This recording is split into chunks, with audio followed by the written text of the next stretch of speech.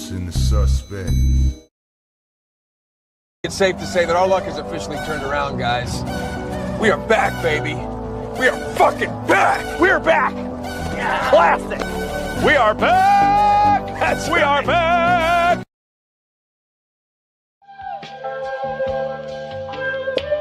The usual suspect thing. Look, US 6 where the real ones politic at. Late night smoke with the fight game where the critics at. Every punchline got a barcode and a timestamp. Receipt talk, we ain't never had to spin facts. Dr. KG with the pressure and the pause. Voice cut through the static and the industry noise. Live from the mud where the coaches still breathe. Where the fans want truth, lot of company feed. No scripts, all pain, all perspective involved. We seen puppets get promoted while the real get ignored. So we built our own table out the blood and the scars. Now the channel got motion from the hoods to the stars. Art fella in the lab like alchemists with the boards. Man, scientist energy, plotting seasons and scores. Dana Black with the pool picks, sharpen the brand. Made accountability a language they don't understand. Tales from the B-side, let the underdogs vent. Open mic turn the casual fan militant. Suspect teens get dangerous after dark. When them uncomfortable truths start hitting the heart. We ain't ESPN polished, we the alleyway version. Where the dialogue raw and the smoke got substance. Fight previews, recaps, community ties. Call-ins from the people, let the real ones decide.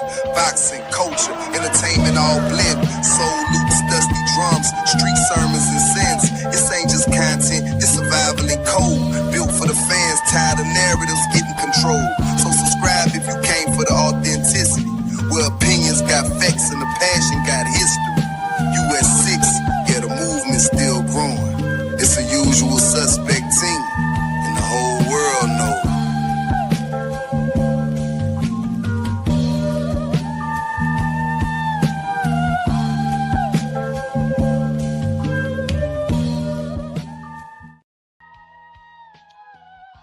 Yeah, we are back, man. We are back. This is US 6 Sports and Entertainment Hub Open Mic. The lounge is officially open. I'm your boy KG. We got a special night tonight, man. You know what I'm saying? And everybody that knows us knows we don't go back to back to back the way we just did. So therefore, y'all seen us Tuesday, and everybody and their mama was looking for us next and upcoming Tuesday. We came back on a Thursday for y'all. I'm KG. This my boy, your favorite yet your most hated, my boy Oddfella. What's up with you, bro? What to do, what you're saying, what to go on. Listen, this ain't your polished panel. You know what I mean? You might have came Tuesday and you might have saw it looked like a panel. Hey, we plugged up in, 2 mics up in the stage, you know what I mean, last week. But it might not be like that for this show. It's not your scripted debate. Once again, these are those raw lines, raw voices, and raw opinions straight from the boxing trenches. All y'all got to do is hit the link, you know what I mean, and step on stage when I put it up in the chat. You know what I mean? Y'all get to talk your talk, uncut, unfiltered, and unapologetically. Break down the fights. You know what I mean? Call out the bullshit. Cape for your favorite fighter or your promoter. You know, they be caping for promoters nowadays. You know what I mean? Press the agenda. You know what I mean? But if we don't like your take, understand, as moderators, as hosts, as the people that will be serving you the menu, as the people that will be serving you the clips, we have the right to give your take the straight smoke. So if you scared, stay your scary ass in the chat. But if you ready, click that link and step on stage. Looky here, this is Boxing Talk with Teeth. No babysitting, no protection, just gloves off. Conversation, KG. He ain't lying. Hell yeah, man. You know what I'm saying? And yeah, we came back, man, because I'm gonna just say it out loud, man. The meatloaf was so damn good, man. And look, it was a forgotten plate. You know how people bring food to the cookout, fella, but it makes it to the back of the refrigerator and people don't see it, and they forget it was even there. It's wrapped up in aluminum foil. It didn't have nobody's name on it, so it just kind of fell by the wayside. Lewis Crocker, Liam Powell. Did you remember that? Because I didn't.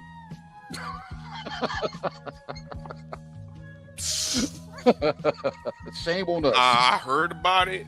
Yeah, I knew it was somewhere on the horizon, KG. But what ties into this tonight's menu and to today's title show, you know what I mean? This is your top ranking Matchroom complaint box, KG. Yeah.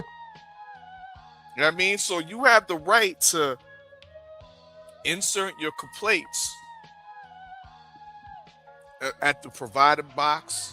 You know what I mean? Because that Liam Paro, Lewis Crocker show or fight was a Matchroom promoted card. And nobody knew about it. Poorly promoted. Poorly. And I know Australia like to do the middle of the week type things, but shit. Championship boxing on Tuesday? The highlights weren't even percolating. Nope. Nobody's talking about this fight.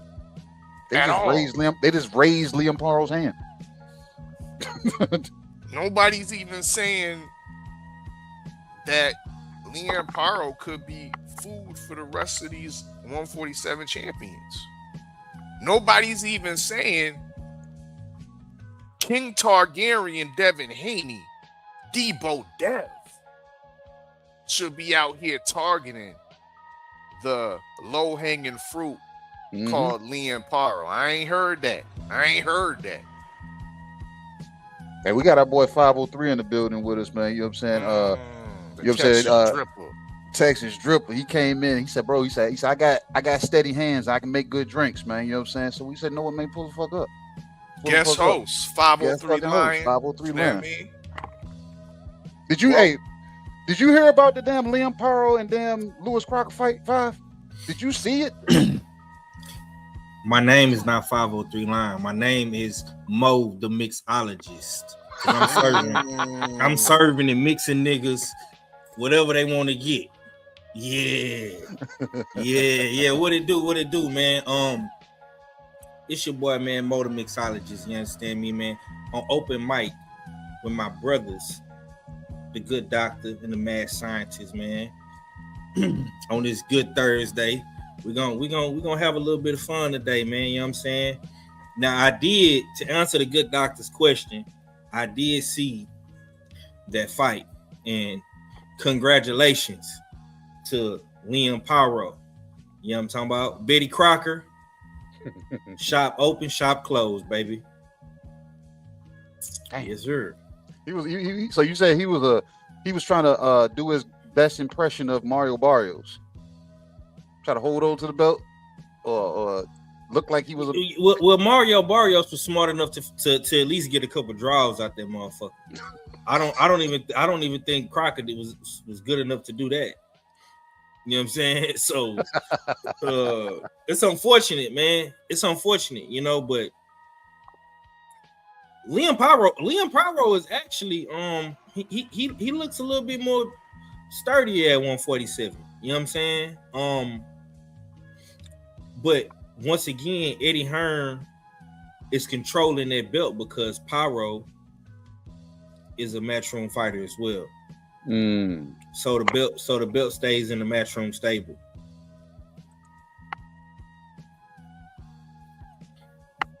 Yeah, Let's go ahead. ain't lying. He ain't lying at all. You know what I'm saying? Let's go ahead and get to this menu, folks. Let's go. Let's see what the I see something missing on the damn menu already, man.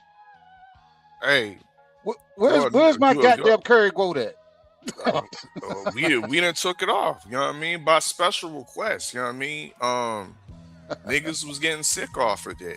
You know what I mean? That dish, and we don't want to get shut down. Hey, I think I was from the put a complaint in as well, man. I think I might have got E. coli or something. Yep. See, health and safety, KG. Damn, Health man. and safety. Queen Shower, yes, indeed, said, yo, that shit, you know what I mean, was smelling rancid. Damn. She just wanted the rice and pat. She said, no curry guoat for me.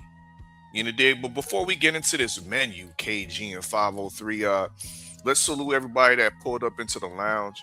Right. I mean, Daniel Bear Sports Highlight 5851.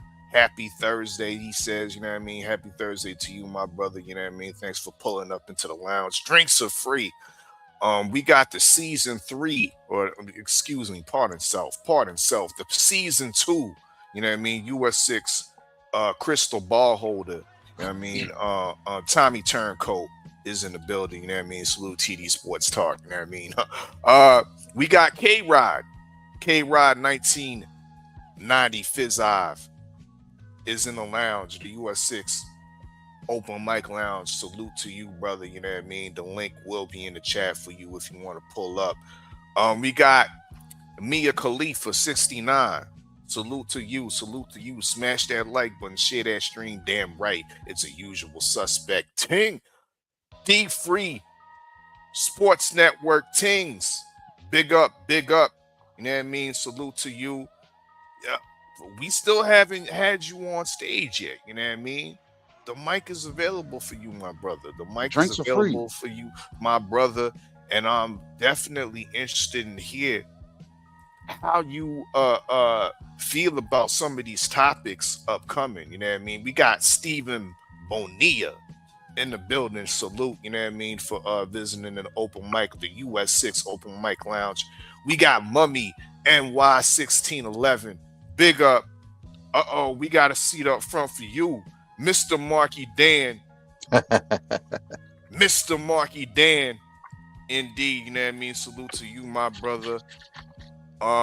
Let's get to this menu. KG and 503, of course. We bringing back the Saturday night Meatloaf. 503, first off, how you feel about Meatloaf in general? You know what I mean? Let's start there. How do you feel about Meatloaf in general, 503? Yeah, I fuck with it, man. But you know, it gotta be put in the oven, and it gotta have that red tomato sauce. Indeed, that's how, everybody, that's consistent. All three of us have to have that tomato wise barbecue type of glaze, demi glaze over the baked meatloaf. Facts. I just had to throw that out there, man, because I don't know how they do it in other places, but No, you said it right. I just want to put that out there, man. You know what I'm saying? But you had me confused because I ain't never heard no fried meatloaf. You gotta put it in the oven. You gotta put it in the oven, and you gotta make you some good mashed potatoes. Indeed. With corn. Yep. And you know, if you a real Southern player like myself, you gonna want some cornbread on that thing too. So you told me, So you told me you didn't stop by the lounge on Tuesday, because that's the exact damn plate that our fella explained to us. Yeah. Oh, from Canada. I didn't, bro. I didn't even know y'all boys did a show, bro. Exact plate, bro. Okay, man. And nobody talking about Meatloaf no more, 5. Yeah. And Meatloaf comes in the form of Jerron Boots Ennis and Xander Zayas, because nobody's really been talking about this fight until I'll say it, until we mentioned it on open mic, you know what I mean, last Tuesday. Now niggas is talking about the shit, you know what I mean? But niggas wasn't talking about no and Xander Zayas, you know what I mean? Niggas ain't talking about the halfway decent card. You know, when they shitting on Mr. Eddie Hearn. You know what I mean? Fair play, but let's be honest. I mean, the promotion hasn't been the greatest, but it hasn't been the worst. The fight card itself, it's pretty decent. We get to see an up and coming prospect / star in Emiliano Vargas, who I believe is the real Ryan Garcia. You know what I mean? We get to see the falteration. Is that a word? I don't know, but it sounds good. The falteration of Ben Whitaker, aka Ben Whitaker. You know what I mean? Making his American debut against Popeye, the Sailor Man Riviera. You know, dig? Popeye look ready, man. Richard Riviera looks ripped and ready, KG in 503. You know what I mean? He ain't coming to lay down. He might have looked suspect in the cruiserweight division, but at 175, bro, I think, this might be a case of Eddie Hearn doing some absolutely poor matchmaking and thinking who is Jahai Tucker fighting? Who is this guy? You know who that guy is? Thomas knows him. He was talking about him. And I think he was putting in that position that he's going to make it out for a damn good fight. And he said, and possibly might steal tonight. Yeah, he was actually reaching and saying that should be the co-main 503. Tucker, I believe Yuri Cedeno. There you go. The Dominican Olympian. So yeah, what made me ask about this, guys, because as you're talking about it, I'm looking at it on my phone, and the first thing I noticed was the old boy had Olympic tattoos on his neck, and I'm like, oh shit, this dude Olympian? Yep. You know what I mean? So yeah, that definitely caught my attention. You know what I'm saying? Salute to the Queen. Yes, indeed. Done pulled up. We got a seat up front for you, Queen. Yes, indeed. Yes, indeed. Yes, indeed. So, yeah, that meatloaf is looking good. The sides are looking proper. They got the Eddie Hearn, and got the mashed potatoes. He got the corn and whatnot. So, y'all have the mic to come pull up and speak your piece on the full card. If you want shit on the lack thereof of promotions to this great unification. Once again, 2 belts are on the line at 154. These are 2 undefeated young stars. I don't even think they've reached their full prime yet. Young American stars. So we should put more respect on this fight right here. You know what I mean? So yeah, y'all have the opportunity. Let's move on to the hold on real quick. All right. So Eddie produced a great meal. He put it in a nice venue, but he's serving it to us on a paper plate. Is that what it is? Hey, I mean, it was a heavyweight paper plate. You know what I mean? The shit ain't flopping around. You know what I mean? It can hold food. I don't think it's a paper plate though. I think this is a nice Walmart dish. So with the black ones with the little clear cover. Yeah, it's one of them Jones, man. You know what I'm saying? Yeah. You know, it ain't the top notch. You know. Yeah, dishes. They say them Walmart chickens are bad for you, Five. I mean, hey, look. This is what we getting, bro. You're getting a very, very top heavy card. And I think Top Rank did most of the matchmaking for the co-main and the undercard fights. I think Eddie Hearn's main concern was to get Ben Whitaker in the U.S. market. That was his only concern. And of course, he want Boots Ennis to, become a champion and whatnot. But a fight like this, man, with a Puerto Rican champion and a black guy from Philadelphia fighting in New York, man. This is like B-Hop versus Trinidad. You know what I'm saying? Or when Kodo was fighting it in the garden. You know what I'm saying? Like, this is just the typical, 1-2, pump fake. Like, this is what they do, bro. Indeed. Next, what we got on the menu, my peoples. It was actually an add-on last Tuesday. It was part of the King's Plate 5. You know what I mean? The King's Plate was, of course, food fit for Devin Haney, Debo Dev, King Targaryen. It had the Keyshawn nuggets. It had a little. He fuck around and be like Jace Targaryen out this bitch if you don't be careful. I seen episode 1. Yo, you seen that shit? Fires. Yeah. Yo, fires.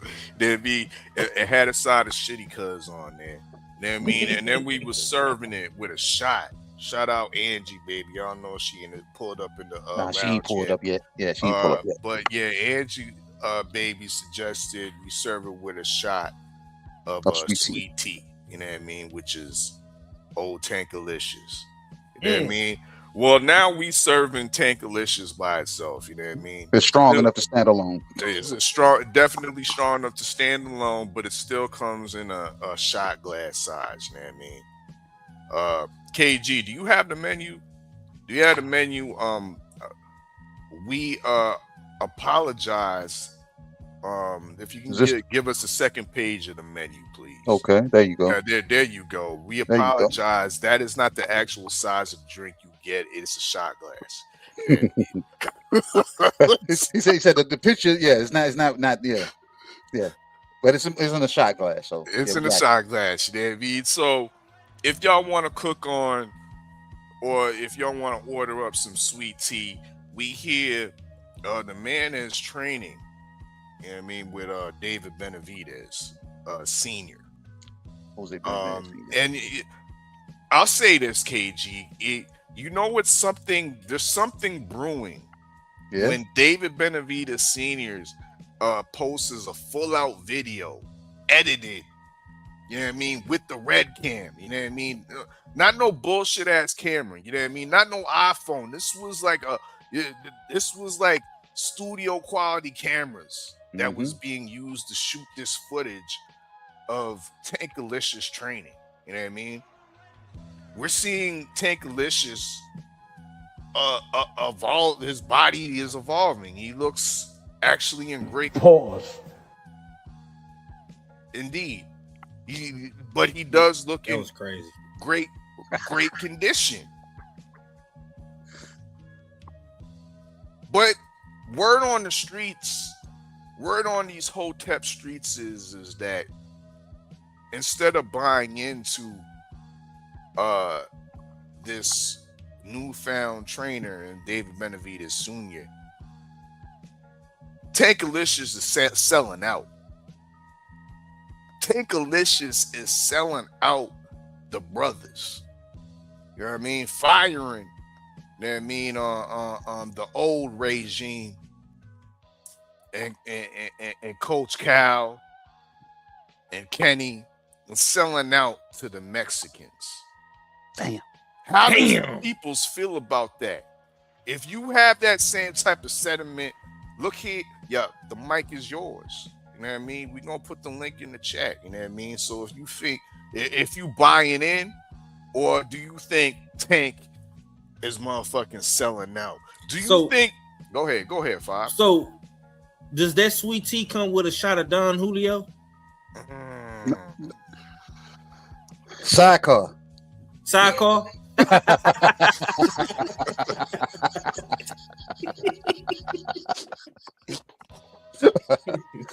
I ain't never seen a sidecar or a shot before, but yeah, we got a sidecar, an actual shot. You know what I'm saying? You shoot one, you shoot the other. You know what I'm saying? So yeah, that Don Julio is going to, you know what I'm saying? We already know.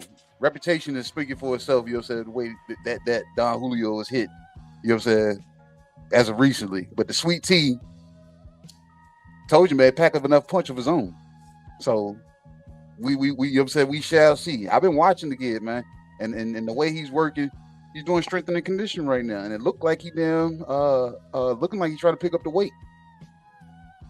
Deadlifts, weightlifting, Yeah, so the weight is them gradually being put on, maybe. Yep. Let me say this to all you people that's gonna call in. Let me set the table for y'all and mix this sweet tea. You know what I'm saying, into my mixer, my blender. Is it Tank's fault that these trainers get on these platforms and speak on stuff that they're not supposed to be speaking on? Now, I was thinking about this earlier, Kay, and me and Kaden had a whole lot of offline conversations about this. Mm-hmm. As a content creator, I don't hate what nobody does. I appreciate all of the good content in this space, in this community. But at the same time, you start to notice little things. You start to notice patterns, right? And it's this one particular channel where a couple trainers have went on this guy's channel, and now they don't have a job.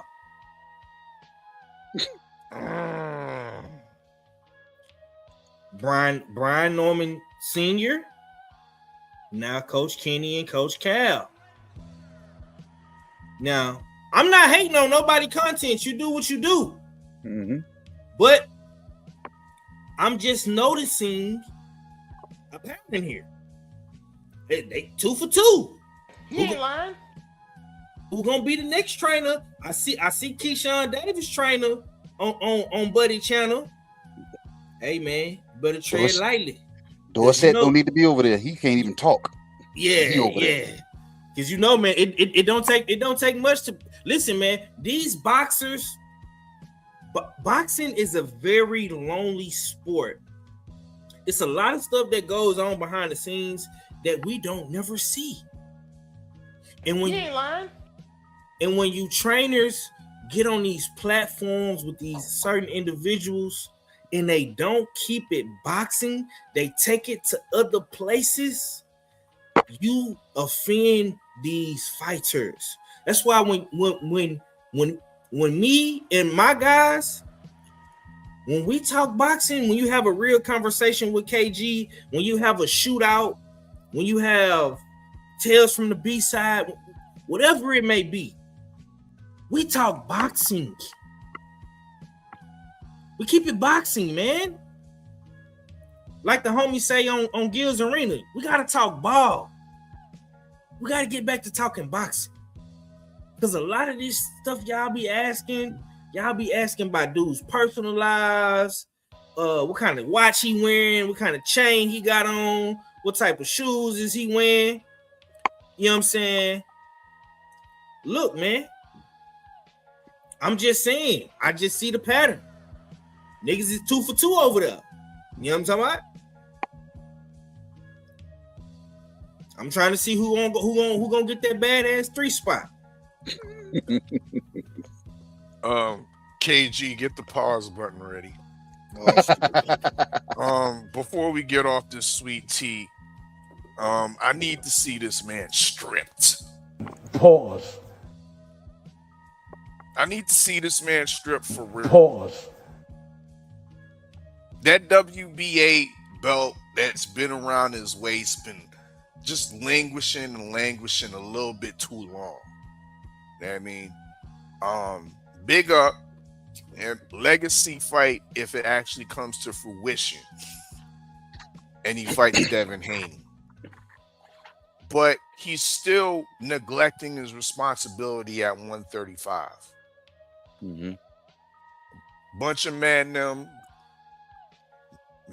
that I don't like, aka Kid Austin, have been waiting patiently. Undeserved, but patiently. They deserve their shot. Whether it's Kid Austin, whether it's Lucas Body, you know what I mean? Time must move on. And I don't care if you got outside the ring issues. You need to work these issues out inside the ring. Or be stripped. Pause. let's get that straight on the table for y'all to order. Once again, y'all can talk about that. The sweet tea, you know what I mean? Old Tankalicious standalone shot. We also got on the menu KG and 503 cold turkey. Some cold turkey. Cold forgetful turkey. Let me get the visual for the people. KG. Okay, I got you. Oh, yeah, man. we're gonna be serving some cold turkey. What you call those? I'm gonna be those cold cuts. I'm gonna be bougie with it. The charcuterie slices right there. You know what I mean? That's on the charcuterie board. We got that the cold smoked turkey slices. You know what I mean? Well, we also serving it with some Dana crackers. Damn, sounds stale. No pun intended. Sounds stale. Yeah, that's bad. Hey, sounds stale. but yeah, we all of us, you know what I mean, that are of course that avidly keep track of this boxing news should know that Turkey shared his future. You know what I mean, and he alluded to maybe in 2028, 2029, he might not remember nothing. He alluded to possibly the deterioration of his mental state. Some may speculate that he might have a debilitating disease such as Alzheimer's or something similar to that. But these are the words coming from him, His Excellency OG Turkey Johnson. You know what I mean? But in lieu of that statement, he's recognized that there's a war going on in the boxing world, bro. He sees that this war is now getting out of hand between the old guard and the new guard, because I think he realizes it might be hurting his bottom dollar if he don't nip it in the bud. So OG Turkey Johnson has called for a boxing revolution, a boxing summit of sorts, bringing to the table Dana White, you know what I mean, and others like, of course, Eddie Hearn, possibly a Frank Warren. A boxing summit to sum this up, because there's strength in unification of all these promotions.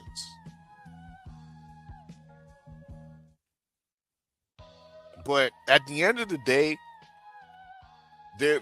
I might have some criticisms here and there of OG Turkey Johnson, but I think he's left a long-standing legacy. I definitely think he's done great things for boxing. When boxing was down in the doldrums, he definitely breathed life and added some necessary light into the dimness of what boxing had become. He ain't lying. Salute to OG Turkey Johnson, but just because you did all this great shit don't mean that you above the criticism from the US 6. Don't mean that you above the criticism from the peoples, from all the suspects in the chat. Yeah, you know what I mean? Link will be in the chat if you want to cook on some OG Turkey Johnson, good or bad. Okay? Also on the menu, we got the promo platter. Promo platter. You suggested this, KG. That's right, I did. You know what I mean? And here we have it. This is a new item in the open mic lounge. We got the promo platter. And of course, with a platter, you got a plethora of different finger foods. You know what I mean? So we got the Matchroom Mazza sticks. Mm-hmm. We got the Ring Magazine onion rings. We got the Zuffa seasoned fries. The MVP wings. Mm-hmm.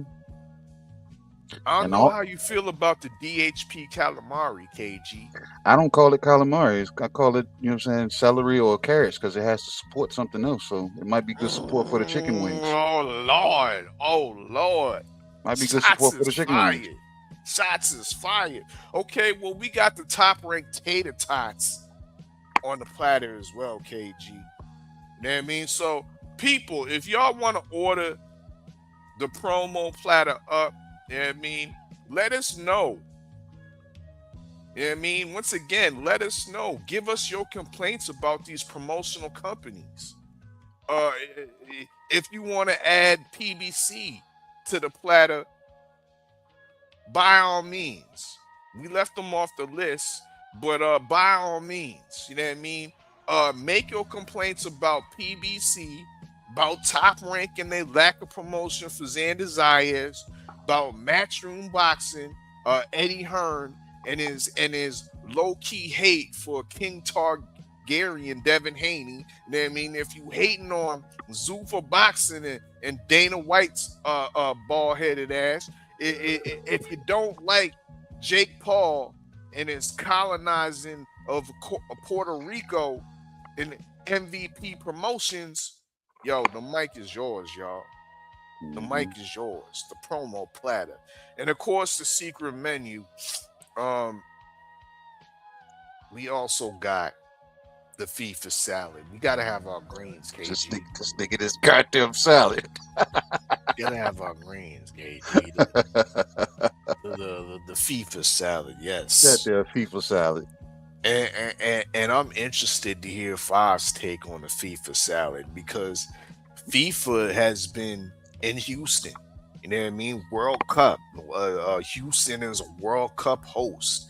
I want to see how the Texas Dripper, you know what I mean, the Houston hard hitter feels about World Cup not soccer, football.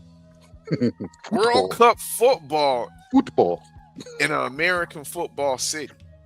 You know what I mean? Yeah, man. It's, you know, I say this all the time, bro, but like Houston is like the southern New York in a sense of culture, diversity, identity. You could pretty much come here and get all cultures in one, whether it's Asian, Caribbean, African, you know, Indian, whatever it is, you know what I'm saying?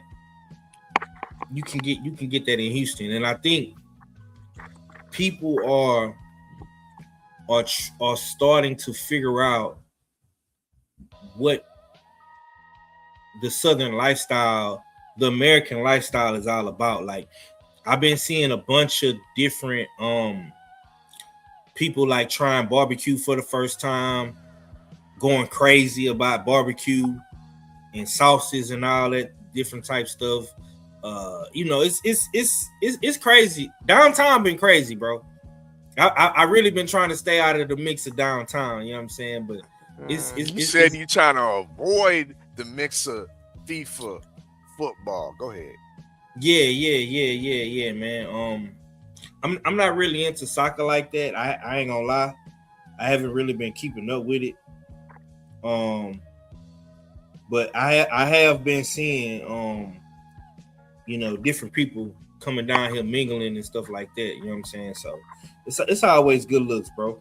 It's always good looks. Yeah. That's what's up. That's what's up. You know what I mean? So, yes, indeed, we got the FIFA Salad on there. If you want to talk about the World Cup on the whole, if you want to talk about them bitch ass South Africans advancing somehow, you know what I mean? I don't know. Maybe they got a witch doctor, KG. Maybe they got a witch doctor blowing out, you know what I mean, the ashes of some dead motherfucker. Yeah. He actually blowing ashes. He ain't blowing damn baby powder like the other guy. You know what I mean? Brazil looking back like they back to dominance and prominence. Team USA played tonight, I believe, at 10 p.m. That's a game to watch. USA's been looking spectacular, and I'm not reaching. I mean, they've been looking like a team that could make it to the late stages of this World Cup. Tell us what kind of World Cup, what are your favorite World Cup venues? America's really showing and proving that they got some of the best facilities in the world, straight up and down. What are some of y'all World Cup venues that you love? You know what I mean? I got mines, you know what I mean? I'm a lover of infrastructure, of stadiums and all that type of shit. So when it comes down to this, yeah, that's definitely up my alley. I love to hear some of the people's opinions on that. Last but not least, shout out Yes Indeed Boxing for reminding me that this is definitely on the menu. You know what I mean? But I don't know if she gonna order it. No, I don't think nobody's gonna order it. The sour cabbage. The sour Ukrainian cabbage. This has been fermenting for at least a year. Yeah. At least a year. It's Shout not out damn. Adric. Go ahead. I was gonna say, if not a year, at least them since the Rico fight. You know what I'm saying? It's been in the Mason judges, them just stinking away. Well, I think Adric might argue about that. Adric Caballeros has been waiting long before the Rico fight. You know what I mean? He was being generous. He was being polite, allowing this to happen. I mean, he been patiently waiting for his fight. Now, the time is up. You see Adric, he has now dipped into his pockets and asked his investors to, you know what I mean, open up their wallets and let's actually put out a campaign that's going against Alexander Usyk, that's actually pressuring him to sign the motherfucking contract and let's get this fight going down. You know what I mean? But Usyk, you know what I mean? The white rabbit, he's been stalling. He's been stalling. We've heard nothing from Usyk. Usyk, of course, the man's just resting. You know what I mean? The cabbage is fermenting, 503. The appeal from Rico Verhoeven has been denied from the boxing overseers. They said, "Get the fuck out of here, Rico. You had your chance." But they still have yet to put the extreme pressure on Usyk. Now, as I say that, there is a date coming up. June 30th is the deadline that's been implemented or put in place by the WBC. Silly man says that if Usyk hasn't come to sign the contract or come to agreement with Adric Caballero, it's time for that man to be stripped. Yeah. Pause. I need to see that Ukrainian stripped. What? Bro, what are you talking about, man? I'm talking about you need to defend your responsibilities. That's what I'm talking about. No, I had to put that there because the emphasis that you putting on that word, I couldn't just pause it. I couldn't just say pause because you. Yeah, man. You put the radio voice on that one. Yeah. I'm gonna say it. Stripped. Pause. That man needs to be stripped. Stop saying it. Yeah. Not with no bare hands, with wrapped hands, KG. What? Yeah, say that. Pause.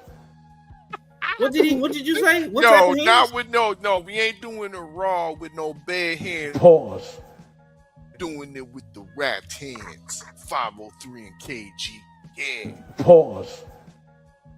Hey, Agnew German Podcast. style. If anybody from the Agnew Podcast, if y'all need a fifth member, we got you. Yeah, man. Man. He wanted. Yeah, man. He He talking want to be real one crazy. of y'all so bad. He want to be one of y'all so bad. Not even thinking. He talking real spicy tonight. $50 an hour, Agnew. I'm playing. Hey, shout out to Agnew Podcast. You know, we fucking with y'all brothers over there for sure. But yeah, the cabbage has been fermented, KG and 503, and I don't like it. I don't like it. You know what I mean? And I want to see if the people don't like it. If they gonna order this shit up and speak their piece on inactive, what seems to be a uninterested champion in the heavyweight division. You know what I mean? But those are tonight's menu. You know what I mean? Once again, I'll put the link in the chat. I'm saying, while y'all are pondering on what y'all want off this menu, we're gonna go pay some bills real quick, man. We see y'all in a second, man.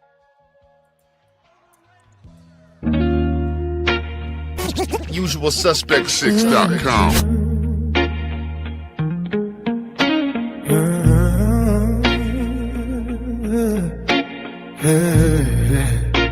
Yeah. The good Dr. KG, white coat over all black. Prescription for the truth, they allergic to the contact. Cadillac, red beltway, smoke in a dialogue. Chrome voice, street sermon, drag sparks through the catalog. I fella, aka Dana Black. Calm mind in the madness, turn the circus to a classic. Make the chaos look practice. Stay ready, mag, what go down with the room still. Wide as a lock safe, heavy as a truth pill. 503 line, Houston hunger in the bloodline. One clip, crack the code, now the timeline doing drug lines. US 6-5 finger fold, now the fifth speak fluent. Make plain sound rich, turn pressure into movement. Boxing full of false gods, selling dreams to believers. We pull facts from the mud, wash the dirt off the receipts up. They tried to box us in, starving for attention. Now we move off grid, that's US 6 comprehension.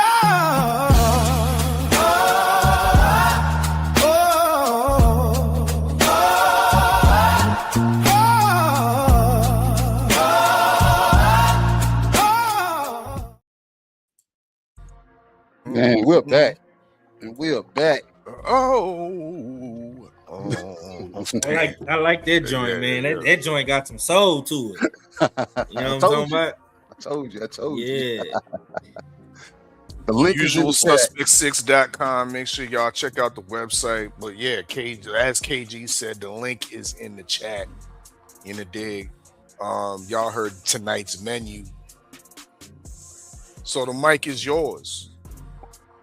Pull up. Don't be shy, man. Y'all always asking for a link, man.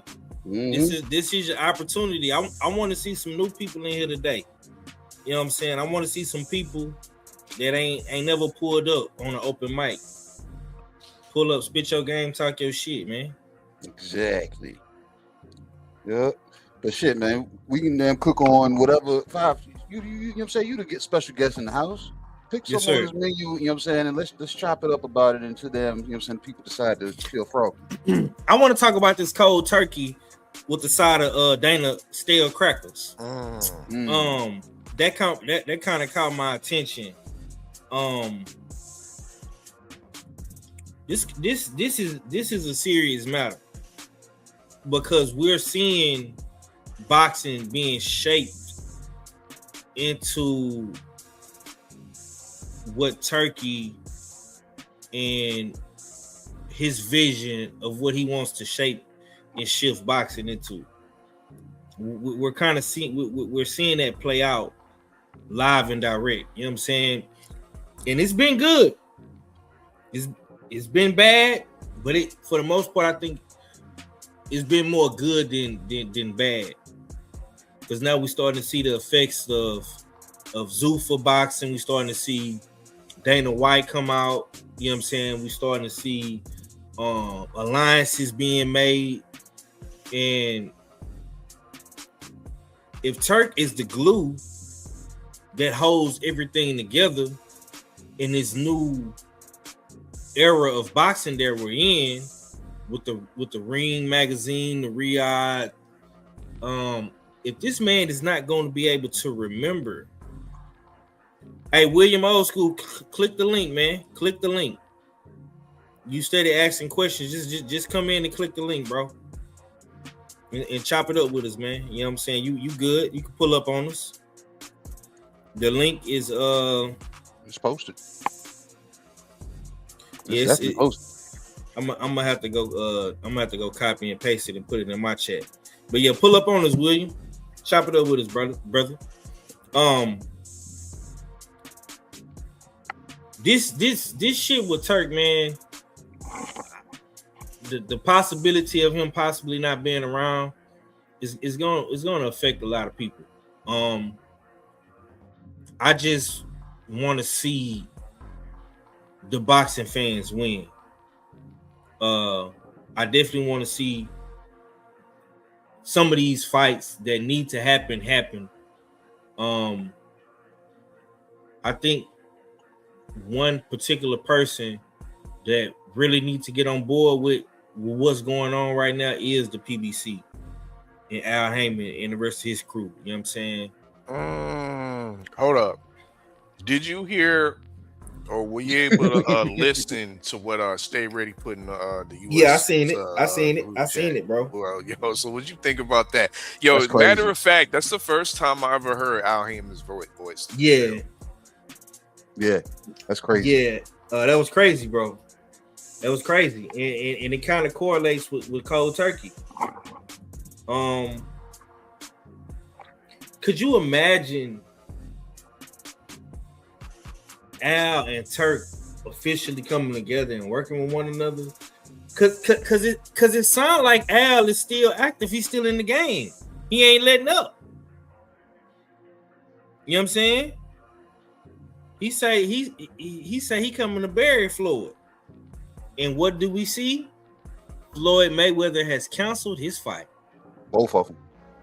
Ain't nobody.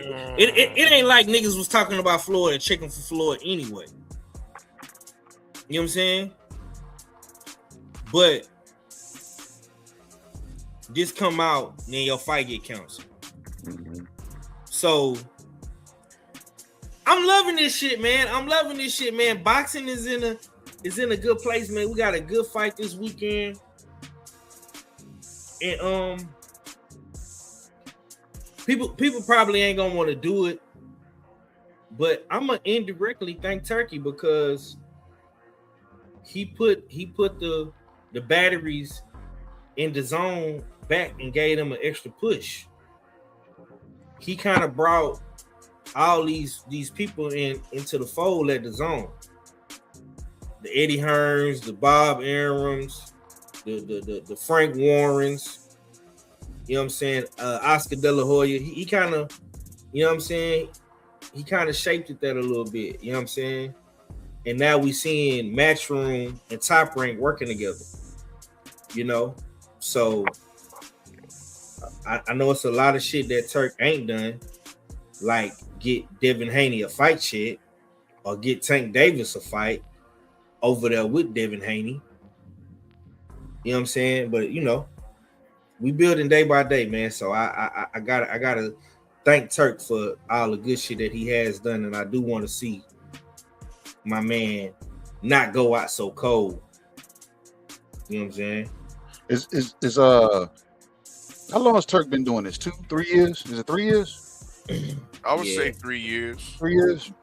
And we kind of like in the beginning, before it got to present day, we all were saying, is this something that can turn into a marathon, or is, you know what I'm saying, Turkey gonna end up wheezing in the back? But I don't think this is no fault of his own. You know what I'm saying? I think them just Mother Nature and Father Time or Brother Medicine or something came in and said, "No, what? Bam, this is what you got going on." So, to no fault of his own, I hope he has some kind of predecessor or something, somebody, you know what I'm saying, that's coming up behind him that's going to, you know what I'm saying, carry it on. Because like Five said, if something happens to him, a lot of people that got their damn eggs in his basket, what do they do? Especially those are the stale crackers, KG. now those stale crackers is always going to be there. I might be talking about the celery and the carrots, you know what I'm saying, because that's what I depend on. I'm not putting on cars myself. So if I'm not putting on cars myself, I can't have nothing happen to this cold turkey. I got to keep it refrigerated. I got to keep it damn vacuum sealed so it don't start turning all shiny and scaly looking. You know what I'm saying? So I got to figure something out, because if I don't, what do these low hanging promotional companies do that need other promotional companies to pretty much them bring the plates, the tables, the DJ, you know what I'm saying, and all that stuff, and the networks that they're able to then have access to. So I think it trips those people up even more, and it puts the onus back onto the traditional promotional entities. And that might be a smart move for Al to be working, if he is working with Turkey, because if something does come of Turkey, then Al Hammond can be the faceless, nameless, spokeless person in that direction. You know what I'm saying? But I'm gonna put a pin there. We got our first guest, and this is my homeboy, man. This is my homeboy, man. I damn, you know what I'm saying? I just posted him in my story today. You know what I'm saying? And you know what I'm saying? If I can make it up there, bro, I'm gonna come check you out. You know what I'm saying? But this is my boy, man. Sniper. Yo. Falcone. Oh shit, we got the clean fighter Sniper Oh, Falcone shit. in the open mic lounge. What you doing, man? We ain't serving you no Right drinks. We ain't serving you no drinks. Nah, I don't want to drink right now, man. I want soda. We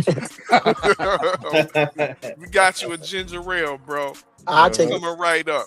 Coming right up. Or if you want some sweet tea. Oh, no, I can't do it. Coffee. I take coffee. Coffee be good. The sweet tea is special because it's Tankalicious. Whoa. What's sweet? What's the sweetener? What did you add in it? Javante. Oh no, she that's crazy.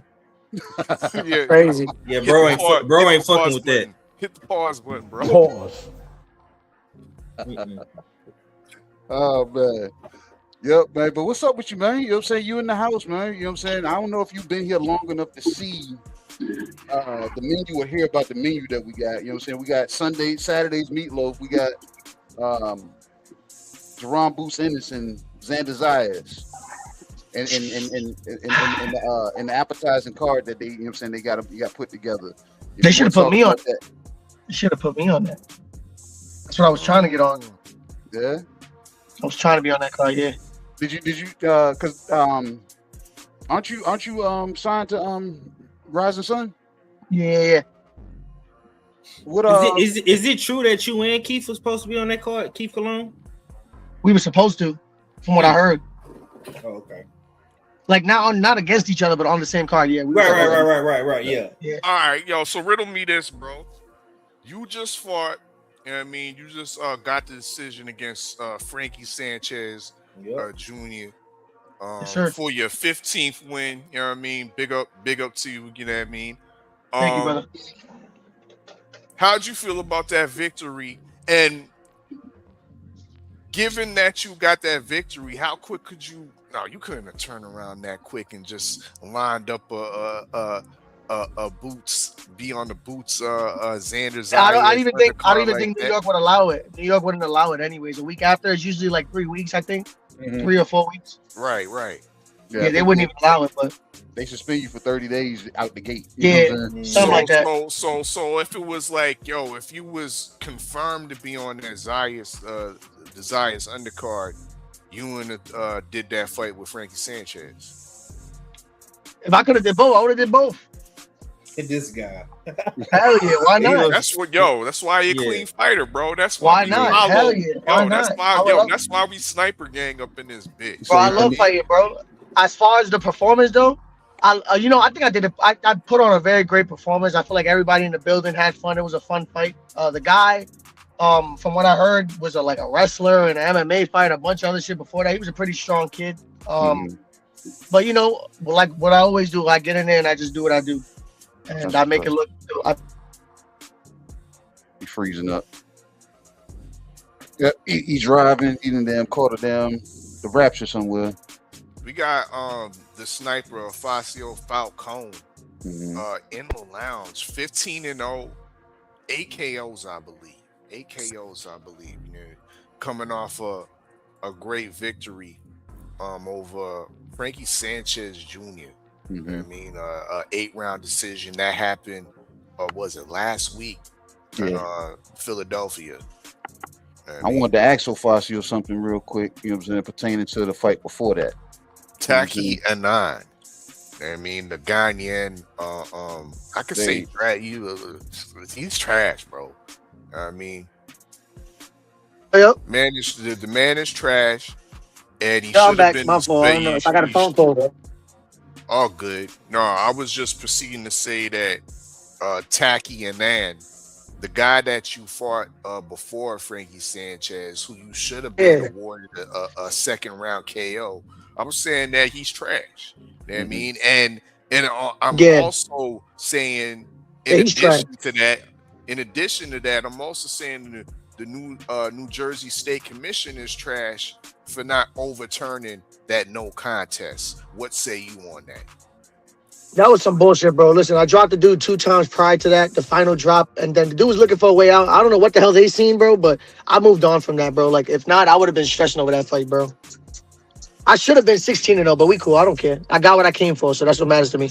That shit kind of damn set me sideways a little bit when I was talking to Thomas today, and I was bringing it up, and he was like, "Yeah, you know they never overturned it." I said, "What the fuck are you talking about?" You know what I'm saying? So, you there? You can hear us, Facio? Can you hear us, Facio? Yeah, I hear you now. Okay, yeah. And that shit, it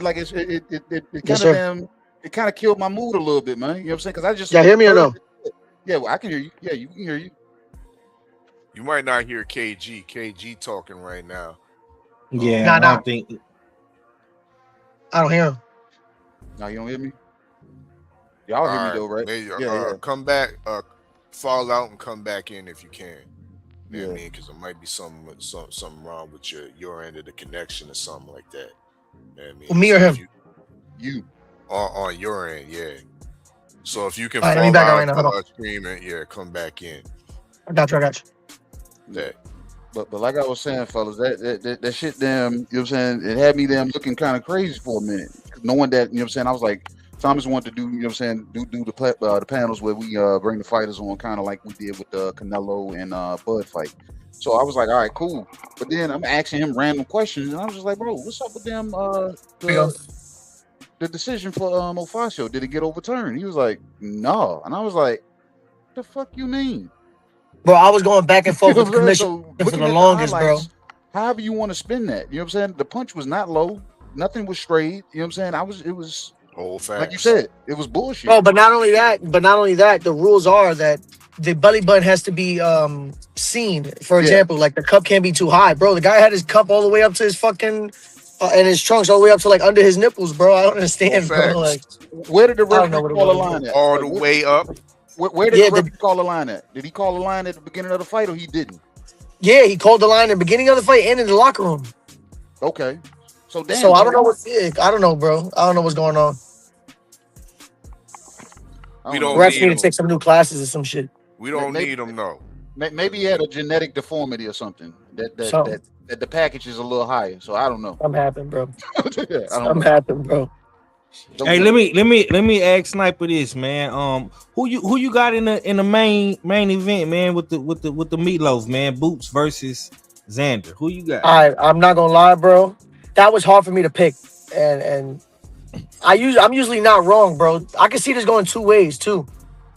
At first, I was completely and remember, I'm a boxing fan. I'm Puerto Rican, but I ain't biased, bro. Like, I'm a boxing fan. So at first, I was going straight Boots, knockout, right? But then I started looking at a couple things, started diving deeper into it. Like if you look at the first, which no, I'm not bashing anybody. This is what you're supposed to do in the beginning of your career, especially if you're not signed off rip like Xander to Top Rank. You know what I'm saying? Like Boots' first 15 fights were, or what, first 16, 15 fights were a bunch of guys from, I don't know, Owen debuts and stuff like that. You know what I'm saying? But that's what you're supposed to do early in your career, right? Especially when you have somebody back you with the type of money that you're supposed to have. Compared to where Xander was gradually, they were gradually building him and giving him step-up fights as he goes. You know what I'm saying? So, but then again, if you look at the second half of Boots' career, he's been fighting nothing but great guys. You know what I'm saying? And then Xander, up to this career, has been fighting, you know, normally what he was put in front of. I wouldn't say the same type of level as Boots. I feel like Boots fought better comp up to this day, but early, Xander fought better comp. So then I was looking at Boots box that Russian guy that he fought. He has a lot. That guy was doing a lot of good things in there. Great lateral movement, but the thing is, there was no punches behind it, so there wasn't much success. You're talking about Karen. Yeah, so he was boxing behind him, and there wasn't much success because he wasn't throwing punches behind it. He had great lateral movement, great footwork, just no punches. I feel like if Xander's able to put punches behind those, behind the lateral movement, that can make a difference. You know what I'm saying? Because there was, it made Ennis not look like Ennis. But then on the other hand, I've never seen Xander get hit. And then his last fight, I saw Xander fight a guy that comes straight at him and just brawls. No, you know, I didn't see any real boxing IQ from that guy. He comes in there and fights, and Xander seemed to have a little bit of difficulty. He was getting caught by him. So, my opinion, if Xander boxes, stays behind a jab, stays disciplined, doesn't get caught in a firefight, which I also seen his last fight, he has a lot of heart, and that comes with Puerto Ricans, right? They get hit, and the first thing you want to do is get it back immediately. He cannot do that against Ennis.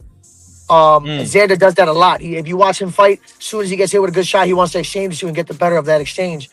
If he does that with Boots, I don't see it going good, because Boots he loves to catch and shoot with guys. He loves exchanging with guys because he knows once he lands, he gets those knockouts. I feel like Xander's gonna have to fight a perfect fight this fight. And the second question that has to be answered early, which will be, is can Xander take a shot? Because Boots will get there. And if Xander can take a shot, it's gonna be a long night for both of them. And if it goes to the decision, I can see Xander maybe edging something out. Boots throws a lot of power shots, bro. But when guys have lateral movement, he tends to like get caught following them. But if anybody by knockout, I'm going with Ennis for sure. Okay, let me test your Puerto Rican pride real quick, Snipe. I want to see if you gonna keep it real. Go. Word on the curb. And you in New York. They say Xander been having a hard weight cut. And he ain't is that gonna I was just gonna mention this to you. Yeah. So I know what that feels like. And I know how I act. And when I seen Xander at the press conference today, that didn't look good to me, bro. I'm gonna be honest, he was very quiet. His face looked sunken in. He looked like he did not want to be there. And he looked super tiny. Like his suit was like hanging off of him or some shit. Like, that's not good, bro. But then again, what is he gonna his team? How's he gonna rehydrate? That does take a toll on power, bro. Believe it or not. I don't know. Boots is going up too, so he's gonna be the more happier, stronger guy that night. I don't know, bro. It's gonna take a toll on Xander for sure. We got the 15-0 sniper, Afacio Falcone Jr. Yes, sir. Lightweight, you know what I mean, rising contender. You know, we also got, you know what I mean, we got up in there TD Sports Talk. Turncoat Tommy has entered the lounge. You know what I mean? Salute, my brother. Turncoat Tom. Yo, man, you late, man. I was letting everybody cook, bro. I've been here the whole time, just in the chat, bro. What's good, man? What's going on? You late and you lagging. I'm always late, man. It's okay, but it's fashionably late. It's that's what we do. You was on that A train, Tommy. You was on that A train. Where you coming from, man? Press conference on the 6 like J-Lo. But no, I'm glad I'll be at every press conference because I was gonna bring that up. I can see that fight go, but honestly, it's gonna be an exciting fight though. Honestly, I like the undercard too. Yeah, no, this card is dope. Ben Whitaker, that's an exciting fight.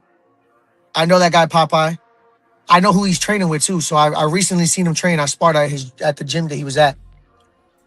Okay. Tell us about this kid Jahai Tucker fight. You know about him? Yeah, that motherfucker could punch, bro. For sure, he could punch, bro. I'm not gonna lie. So Jahai got to be sharp in there. Jahai's sharp though. I see Jahai all the time. He got great head movement. The problem is that sometimes Jahai plays a lot. And he gets away with it though, because he's super slick too. The Jahai throws a lot of punches. The problem is that you don't want to get caught with this type of guy, bro. Like, this guy can take a punch and give one. So, I got Jahai winning, but Jahai's got to be sharp this whole fight. Yep. And then the Emiliano fight, have no choice but to be sharp. But what you brought up the trainer of Popeye. Who's working with him? Can you hear me? I don't think Facio. Yeah, I don't think Sniper can hear you, bro. Oh, hear who? Tommy He was asking who Buddy's working with. Well, that's crazy because I heard him a second ago, but I didn't hear him anymore. No, can you hear me now? You said who's Popeye working with? Popeye was in one of my coaches. So there's a second owner of Boxnology. His name is Will. He's working at Diaz Boxing Gym. If I'm not mistaken, I think he's working with Will. Okay. If I'm not mistaken. Okay. Let me ask you this real quick, bro. Speaking of, since we're on the topic of Popeye, what are his chances against Ben Whitaker? A lot of us don't think very highly of Ben Whitaker. I think, bro, you gotta think about it. Okay, promotional wise, bro, let's look at the landscape, right? I'm thinking business now, right? If I'm bringing a guy from the UK to have his US debut and I want him to be a superstar, what do you need him to get? A knockout. Simple as that. And I feel like this guy's tailor-made for that. Popeye's older now. I haven't heard of Popeye. The first time I heard of Popeye was when I was like 19, 20. We was fighting on similar cards in Florida and Orlando and all around the area. That's when I heard of him. Now he was in Star Boxing fighting a couple times. I haven't heard from him in years. So now that he's coming back, Popeye got power. You know, he's a brawler, but with a counterpuncher who's as flamboyant and popping and on the high right now, I see Ben Whitaker maybe early stoppage rounds 1 through like 5. Because Popeye gets reckless, bro. He does get reckless. He definitely gets reckless. He's been in there with better opponents. I mean, he was in a close decision against Badu Jack. Can he hear me? Yeah, he can hear you. He's saying he's been in there with some good opposition. Guys such as Badu Jack. You know what I mean? But when? What year was that? Yeah, it wasn't recent. Yeah, it wasn't recent. Badu was in his damn 30s probably still. Yeah, but that was at cruiserweight. That was at cruiserweight, my dude. He's looking good at 175. Yeah, Facio, I'm telling you. But you might be right. I haven't seen him. I haven't seen him fight in a long time though. He might be tailor-made for Ben Whitaker to look good for his U.S. debut. I low key had that in the back of my mind myself. You gotta just think about a promotional aspect. If I'm gonna bring my fighter to New York to fight on one of the biggest cards of boxing, and this is his debut in the U.S., and I want him to be a superstar as he is over there in the U.K., you need a knockout to start it off. I mean, but Eddie Hearn hasn't had the best track record of matchmaking. I agree with that. Yeah. I agree with that. I do agree with that. American matchmaking. I just feel like he can't get reckless in there with a guy like Ben Whitaker. Ben is too slick for it. Like, I watch him box a lot, bro. It's not easy even to make a bum miss. It's not that easy. You see a lot of guys recently getting dropped by bums. Like, so that's what I'm saying. Like, it's not easy to get those guys out of there. Yeah. I agree with what Sniper is saying. I think Whitaker gonna starch this dude. For sure. That's just me though. That's just me. That's what I say. I don't know, man. Popeye might show up, man. He might show up. Everybody got no.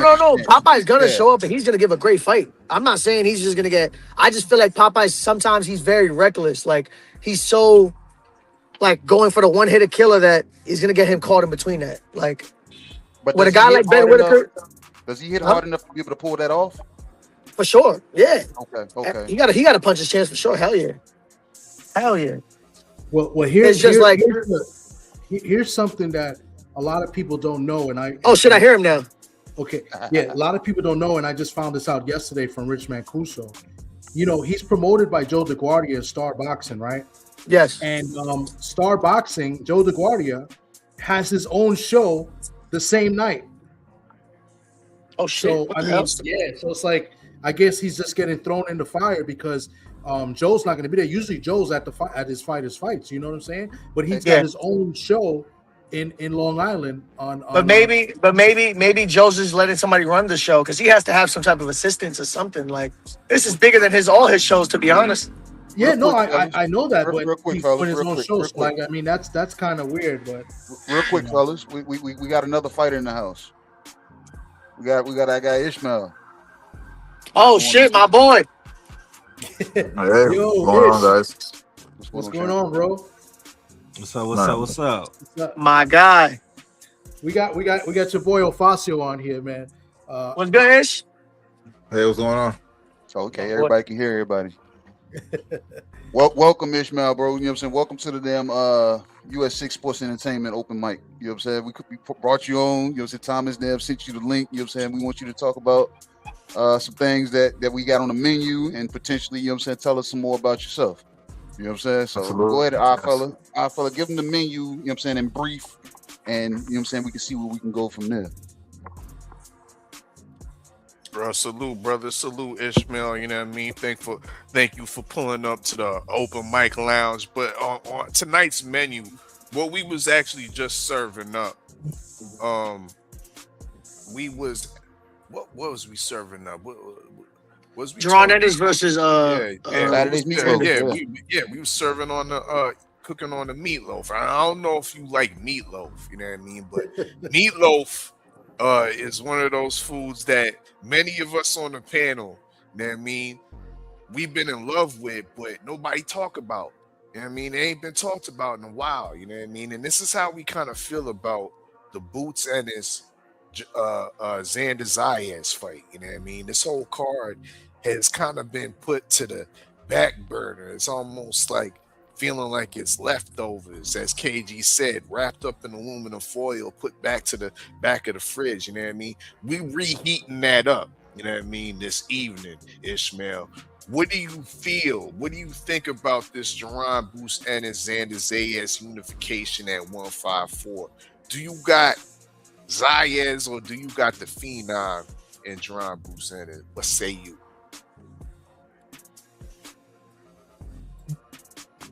That's a good question. But I think it's much closer to fighting people think. They forgetting that Zayas is a guy that he's aware that he's not gonna go in there trying to bang with Bruce Sanders. I feel like Zayas gonna go in there and box him. Considering that he's a younger guy as well, you know, it's not like he's like a watch.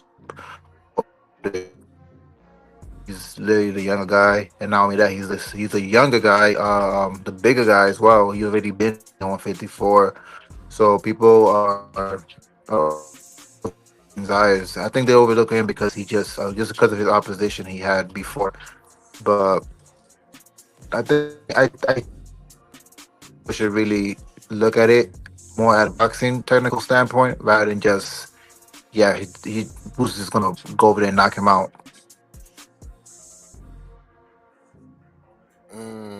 Okay, I agree with him.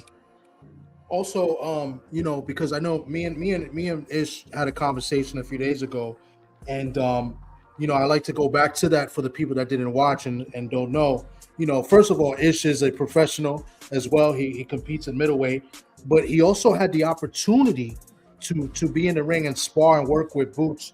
You know, I think for like a day. So like Ish, if you just, you know, let the people know, you know, how that went. You know, kind of like what you told us before. You know, the experience and, you know, and then translate it, I guess, into, you know, why you picking who you picking. So I'm gonna go with Boots Ennis. I do feel like he is the guy that has the more IQ compared to Zayas. I feel like Boots been in more of that spotlight type of feel, you know what I'm saying? Because being under that pressure of the fans and people, sometimes get to you. Not saying that Zayas hasn't been there before, but I think Boots has been more under that pressure of having so much eyes on you. You know, for You this know what's fight, funny? I wasn't even thinking everyone's like going that. for There. Boots. I'm also going for Boots as well because I did spar him and I did get to see some type of insight sparring him. Like I told Thomas, he definitely is a confident fighter. He goes in there and he's going to establish confidence, establish that he is the one that is in control of the ring.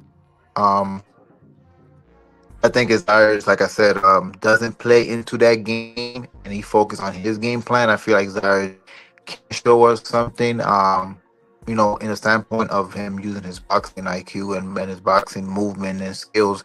But like I told Thomas before, if he tries to stay and boots will potentially get that knockout. But if Styers box him and stick with his jab and box him how he usually boxing, then it will be a long night for Boots. One of the things that Boots has, which we are familiar with, is that he's able to switch from southpaw to orthodox, which is a big advantage. But if you're a skilled fighter and know how to fight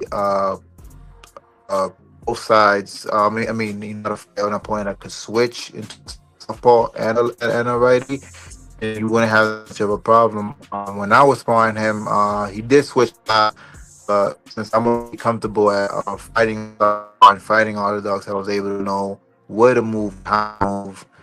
And I feel like maybe perhaps guys could do the same.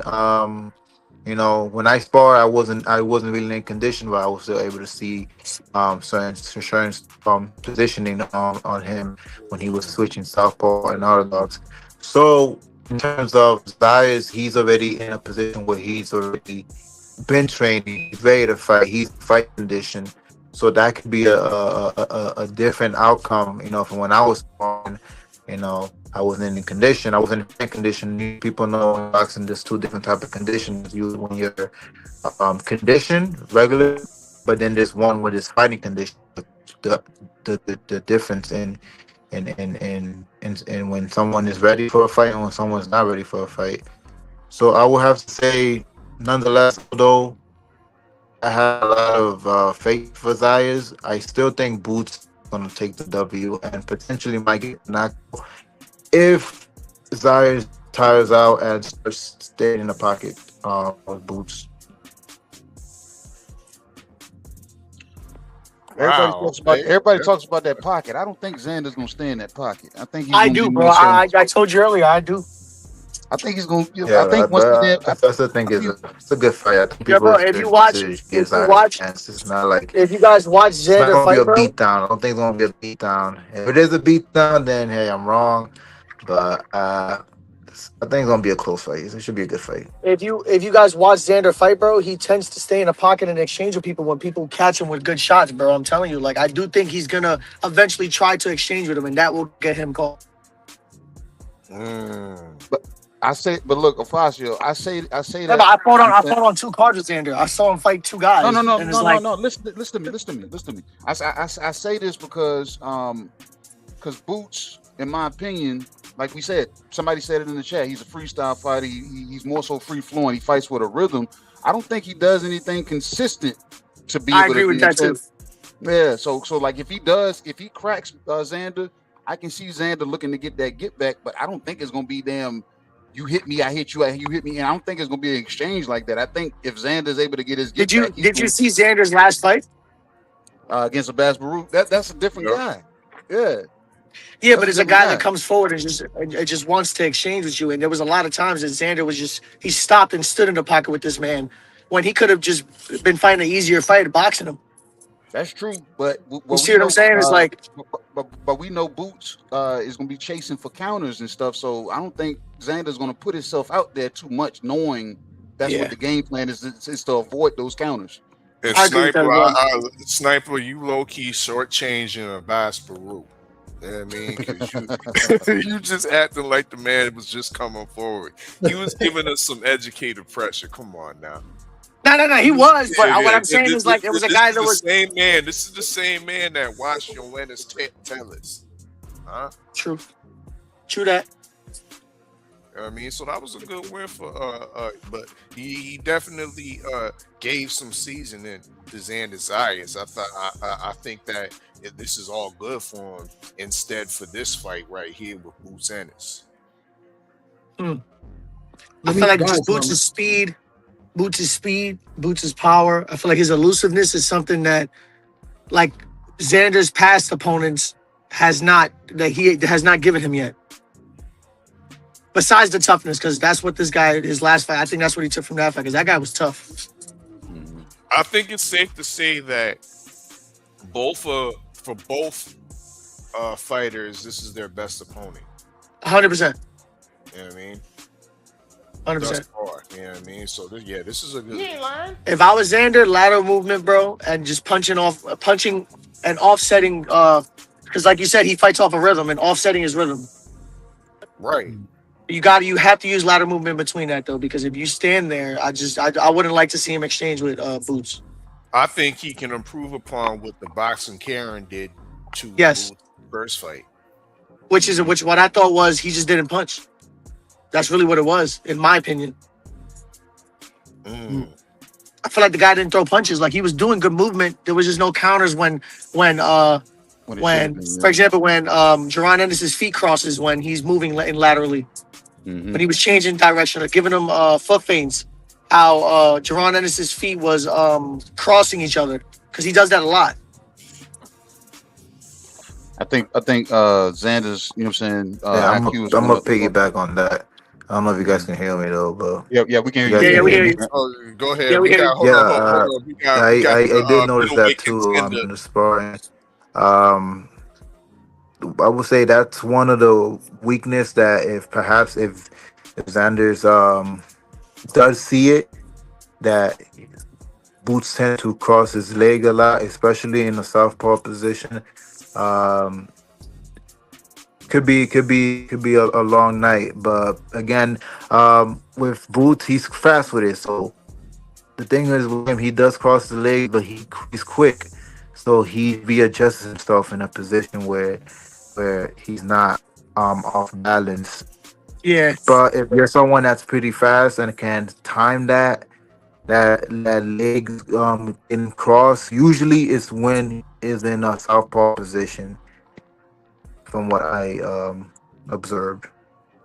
Were you able to capitalize on that, Ishmael, when you were sparring him, knowing that that's when he was crossing his ankles? Did he freeze? You hear me, Ishmael? I don't think he can hear you. If you can hear me, fall out and fall back in. Come out of the stream and come back in, because KG was asking you how that work was. Was you able to cross him up in sparring? If you was able to cross up Boots Ennis in sparring. So yeah, fall. I don't know if this is on. Honestly, I can't even hear anything. Damn, you can't even hear anything. The stream. Yo, Milo, I hear you. Hey, can you hear me? Yeah. So what he's saying is, were you able to capitalize on Boots when he crossed his feet? No, because he was quick. He was quick with it. He was quick. But I did see it. That's what I said. If it's someone that's in shape like Zayas, which he should be in shape, he'll probably be much faster than I. But I did see it. But again, like when somebody's paying for a fight, is different. Yeah. But someone that's prepared for a fight and paying attention, like when you're locked in for a fight, it's a different ball game. But I was able to see it, so if I'm able to see it, and Zayas should be able to see it too. He's champion. He does have. He's not a dumb fighter. He's a very smart fighter. So I'm sure he sees it, and I'm sure he saw it before in other fights. So he should know. That's what's up. You know what I mean? Pardon self to everybody, you know what I mean, that's listening. Apologies for the technical difficulties with this stream. You know what I mean? But you are now listening, or you was just listening to the middleweight contender, you know what I mean, Ishmael Villarreal, 16-3 in the dig with 12 KOs. You know what I mean? Big up to him. That pulling up to the lounge once again, you know what I mean? Speaking on this, you know what I mean, this Boots Ennis, Xander Zayas unification, this great taste in meatloaf. You know what I mean? And we also got some side dishes on the meatloaf, you know what I mean? Of course, the undercard is quite tasty. We got some corn and some mashed potatoes in the form of Emiliano Vargas. I don't know if you're familiar with Emiliano Vargas, but I would love to hear your opinion about him. Or if you want to cook on Popeye, the Sailor Man, Richard Riviera, who's going to be inaugurating or ingratiating Ben Whitaker with his American debut. You know what I mean? On the undercard. You know what? How do you feel about that fight? Go ahead. No, T. how about, and also Maelo, if he comes back, Maelo, have you had experience? Because I know, you know, he's Dominican, Cedeno. Have you ever, you know, got a chance to work with Cedeno, or you know, Yuri Centeno? The one fighting on Saturday at 160. Yeah. He's fighting Jahai Tucker. Have you ever worked with him, or do you know who he is? Yeah, I'm aware of who he is. I never worked with him. I actually worked with Jahai Tucker before. We sparred up a years ago. Okay, can you tell us a little bit about that, and you know, and who you think who you like in this fight? Man, honestly, for that fight, I don't know, man. I don't know. Jahai Tucker, he's a guy that throws a lot of punches. He likes to overwhelm people by throwing a lot of punches. This Dominican fighter, I never really seen him fight. I'm not too sure about him. I never seen him fight. I don't know if he's an orthodox or southpaw, so I can't really comment too much. But I can comment on Jahai Tucker. He's definitely a guy that throws a lot of punches, and he's also a fighter that likes to establish dominance right away in the ring. The thing is, with fighters like them, you can't allow them to gain confidence. The moment they gain confidence, it's gonna go their way, and they're gonna do what they want to do. He ain't lying. Yeah, it's a good point. That's kind of what happened in the Floss fight in his loss. He lost to the Puerto Rican guy Nicholas Floss. Yes, I know. You know, so okay, that's a good point. This guy Cedeno has a lot of power. I think this is a 50-50 fight. It's a good, intriguing fight. Yes, exactly. It is an intriguing fight. I know he's a knockout artist, the Dominican guy, but again, I didn't see him fight. But that's why I say it depends on who is establishing ring generalship. You know, because you know these fighters are the fighters that if you give them an inch, they're gonna take a mile. So those guys are automatically gonna feel that confidence boost in there, but the moment you take that away, it could be a different story. So let's see how that's a good fight. Actually, you know, they might weight class too, so it would be cool to fight one of those guys one day. Okay. Especially with Jahai, you got experience with him, so yeah. Yeah. And what about you, Facio? You seen Jahai Tucker many times. He's on mute. Facio fell out. Yeah, he fell out. Yeah, because we can't. Oh, there he is. There he is. Y'all hear me? You hear me? Yeah, we got you. There you go. Yeah. All right, guys. Sorry about that. I said I think I see Jahai. He has great head movement. I think he's super slick, but I do think that he plays around too much sometimes, and he fights with his hands down a lot, bro. Mm-hmm. And I seen the other guy he's fighting on. At least that guy, he's a puncher, bro. That guy can punch for sure. I got Jahai winning, but he has to fight a good fight. He has to keep his hands up this fight, bro. This guy's dangerous. Look, Ofazio, to what you said and what Ishmael said, this is my damn perspective of Jahai Tucker. Every damn thing that Ishmael said is right on, you know what I'm saying, it's spot on. But my thing is, I think when he gets to that point, it's like he checks out with his corner. Yes. I don't That's like that. another thing too. He starts doing his own thing, yeah. He checks out with the corner. It's like you can see him looking off in, you know what I'm saying, deer in the headlights, not paying attention to what the corner is saying. Yeah. And he falls into tougher fights at that point after that. Yeah, bro. the thing is, he's not gonna want to exchange with Yanelli's, bro. This guy, like I said earlier, he's a puncher. I've seen him fight on a lot of MVP cards and cards in Orlando, Florida. This guy can punch for sure. And that's not a guy that he's gonna want to exchange with. Jahai does throw a lot of punches though. He's super quick. He likes to press the issue, and for some reason, he does like to fight as well in the pocket, and that's something that Yanelli's likes to do. That's gonna be a firefight, bro. Honestly. Yeah. Sometimes Jihad does it when he doesn't need to. You get in Yeah, there. exactly. Like, bro, you don't need to be in there. Back up. Let's get out of there. Yeah, let's get out of here.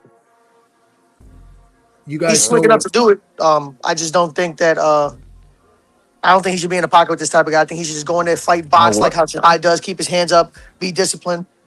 Because this guy's coming for his head, bro. And this guy looks super confident too. He's super quiet. Yeah. Those are the guys you got to watch. Facio and Maelo, y'all know that what Socrates calls. He said that Jahai Tucker's mom must have got a check when he was when he was what? I said that about Jahai Tucker and damn Elmo Williams. I said, bro, these damn dudes grew up in the same household. Wait, when he was what? Because he got a check. Yo, Socrates retarded, bro. Got him coming, yes, sir. Soccer's crazy, bro. Yo, he told me that, and I started dying, man. But he's right though, man. The way he fights sometimes, bro. I'm not gonna lie, bro. They fight like silver tooth kids, you know. But yeah, bro. But he is super slick though. I'm gonna tell you that. He can box. I just think that he's gonna have to be more disciplined when the fights get tougher, bro. Because these guys are coming for his head. Guys that know how to get there, how to use their jab and stuff like that. You know what I'm saying? So he's gonna need to be disciplined in this fight. If not, he will get caught, bro. And the question is, will he be able to take in at least his punches? And if he can, then it's gonna be the same old Jahai going in there, throwing a bunch of punches, looking, being a showman.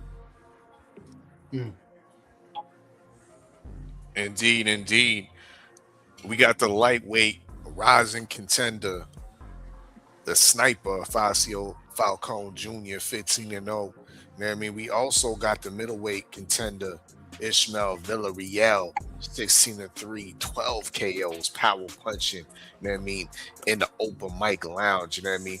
We gonna steer you away from the other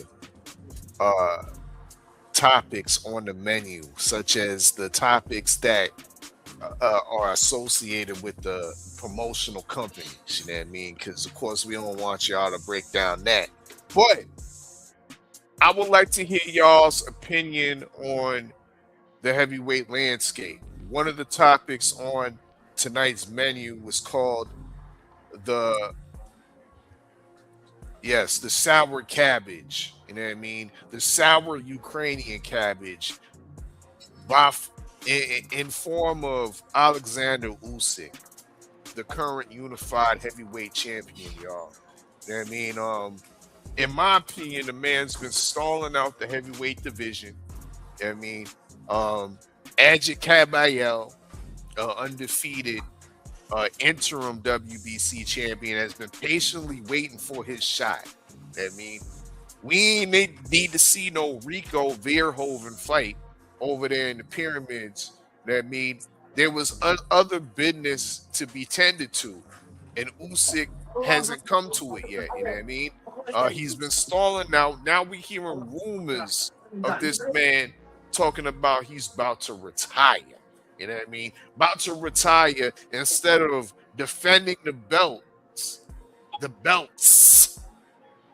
against Ajit Cabayel in Germany, where they could sell out 65,000, 70,000 people. You know what I mean? What's your thoughts on Alexander Usyk? You can even bring it on back to that Rico fight. Do you feel it was some skullduggery and some fuckery that they stopped the fight early on Rico? How do you feel about him possibly retiring with this kind of looming, Ajit Cabayel looming? Do you perceive this as a duck if he retires? What do the brothers think? What do the fighters think? You know what I mean? I'll start with you, Ishmael. With Usyk planning on retirement, Yeah, I, before fighting Adric Caballero. What do you think? uh, well, I mean, I don't see it as a duck. I don't think he's ducking. I think if he wants to retire, he has every right to retire. I mean, the man done everything that he possibly could do in boxing, True. from going into the Olympics, from becoming multiple, well, 2 times. Well, how many times he became undisputed? 2 times. 2 times, yeah. 2 times. Cruiserweight, heavyweight. Undefeated. Yep. Fought everybody once he moved up in the heavyweight. Fought everybody that he had to fight. The guy is 38, 39. Yep. I don't think him retiring, wanting to retire, is a duck. I mean, I think it's very justifiable. He has every right to retire. Yo, this man giving us some facts right here. Although it was kind of lackluster, his last performance, anticlimactic. I still think he has every right to retire. At the end of the day, I don't think he's ducking anyone. He never ducked any smoke. So him wanting to retire is like, let him retire.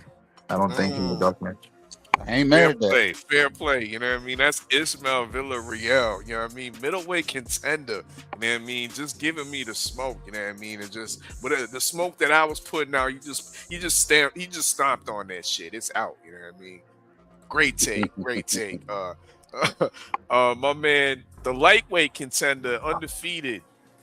You know what I mean? The sniper. We sniper gang up in this bitch. Do you have the same sentiment? It's not. Yeah, I had the same thing. I appreciate you, bro. I had the same exact thing as Mel. I agree with him. I would just like to add on that I feel like he could be able to go out. Take that, champ. I feel like he should be able to go out the way he wants to go out. And if that's just retiring, then retire, bro. I feel like the people shouldn't have a say in that at all. Nobody knows what it feels like to fight and compete at the highest level for a long time, and it takes a lot of wear and tear on the body, bro. So whatever a guy says, I'm done, I'm done. And I think we should just respect him. I'm not mad, but at the same time, I think it stains it because of who he fought. He fought a guy that was 1-0. Did you hear me? Yeah, we hear you. Yeah, but he fought a guy that was 1-0, and he, like you Hello? said, everybody said they stunk it up. So if anybody can talk to a flash, tell him we can hear him. Yeah, he can hear you. We can hear you, but I don't think we hear KG. I hear you guys now. Right now. Okay. Yeah, KG speaking right now. Go ahead, KG. But yeah, I think he stunk it up a little bit. That it kind of dampen it where he can make that decision now. It's like you got to fight somebody on the way out now. I got to see you fight somebody on the way out. And I hate to say that because, like you guys said, he's done more than enough to go ahead and hang it up, man. But that Rico fight, that it left a bad taste, man. It did. 503, what you got to say on Usyk? You know what I mean? Nah, I agree. I agree with the homies. He don't really have to fight Caballero if he don't want to. You know what I'm saying? Because his legacy is overly solidified at this point. 2-time undisputed, clean thought, cruiserweight and the heavyweight division. Caballero is an up-and-coming guy. He has been patiently waiting, and I give him credit for that. But this is Alexander Usyk. We talking about the baddest man on the planet in the heavyweight division. Remember, he was the one that took down Tyson Fury twice. Nobody else has done that. You know what I'm saying? But Caballero, I think Caballero deserve a title shot for sure. He definitely deserve a shot at the title, but is Usyk gonna be forced to give it to him? No, he's not. It is what it is. And that's just the God honest truth, bro. I really feel bad for Caballero because he did get skipped by this Rico Van Heerden guy. And like KG was alluding to, it definitely left a bad taste in the boxing fans' mouth with this fight. You know what I'm saying? So it would be nice to see Usyk right his wrongs and fight Caballero, but does he have to do that? Are we gonna look at Usyk any differently than we already look at him if he don't fight Caballero? No. 100%. I agree. You're not gonna look at him any different. I beg to differ, my brothers. I beg to differ. I know there's gonna be a lot of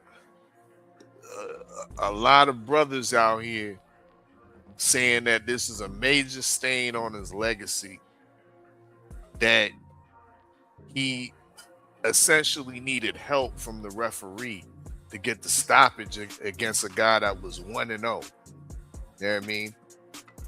Yes. He been stalling and low-key ducking Adji Cabbage when he's been patiently waiting for his shot. Nobody wants to get, you don't want to get the email to get your first championship, Ishmael. You don't want to get the email to get your first championship, Sniper Falcone. No. You want to earn that shit in the ring. Am I wrong? Or am I reaching? Adji, he wants to earn that shit in the ring. He wants to snatch that shit, not with his bare hands, with some wrapped hands. He don't want that email from Mauricio Suleiman saying that you the full WBC champion. Give this man his shot, Usyk. That's all I'm saying.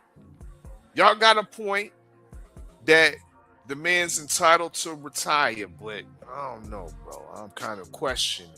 He's calling it a duck. I'm calling That's it what duck, you're saying, bro. That's what I'm saying, bro. I kind of am calling it some duck sauce. You know what I mean?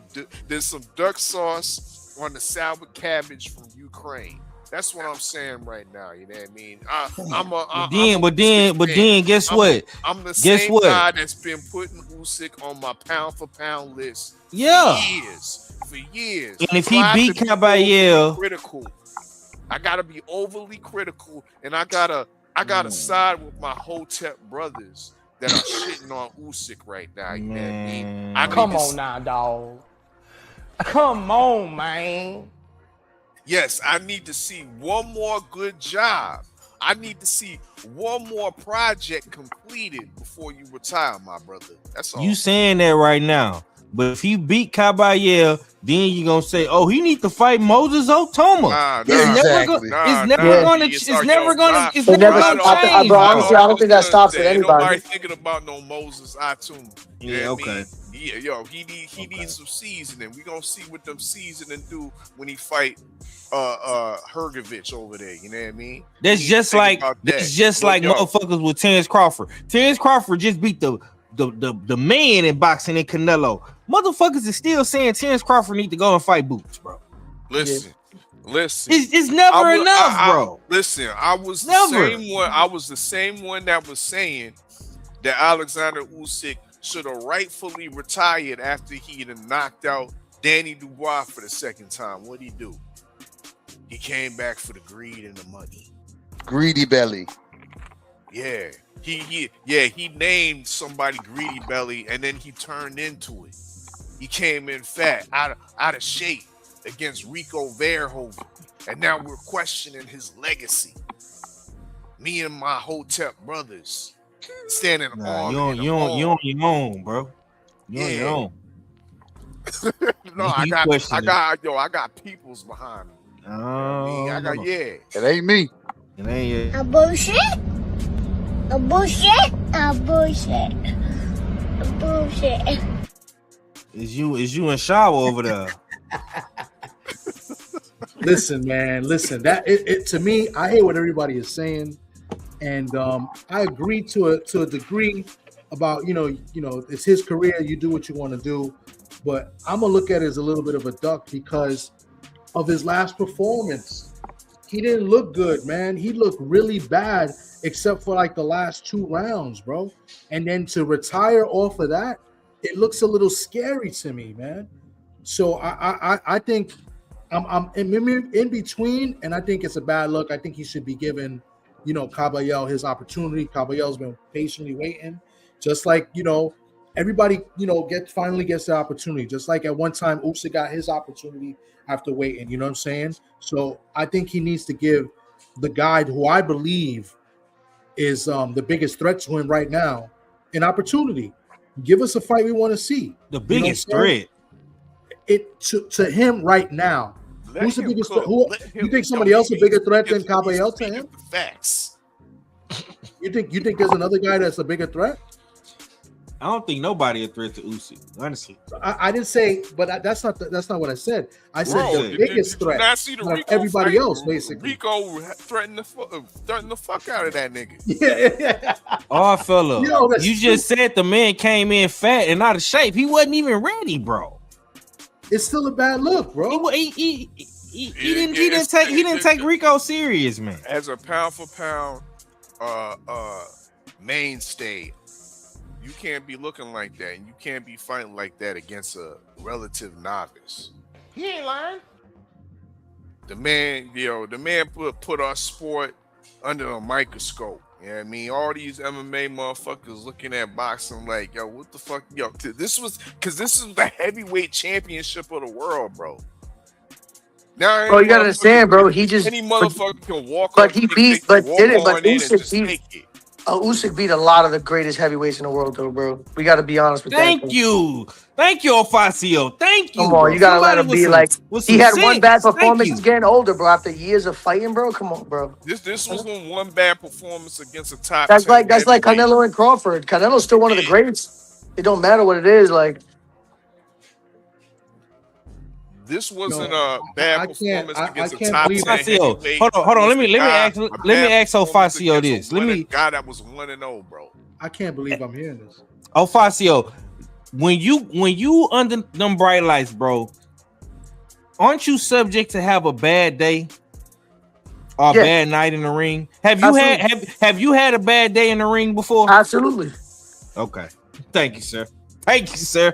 Thank you. We're That's human. all I wanted to know. We human. Okay. This guy has been inactive, and his last two fights, one against Rico Suave, and where he looked bad and quote unquote bad performance. You're due to have a bad performance. Thanks, 503. But the fight before that, he fought a guy that was partying the night before.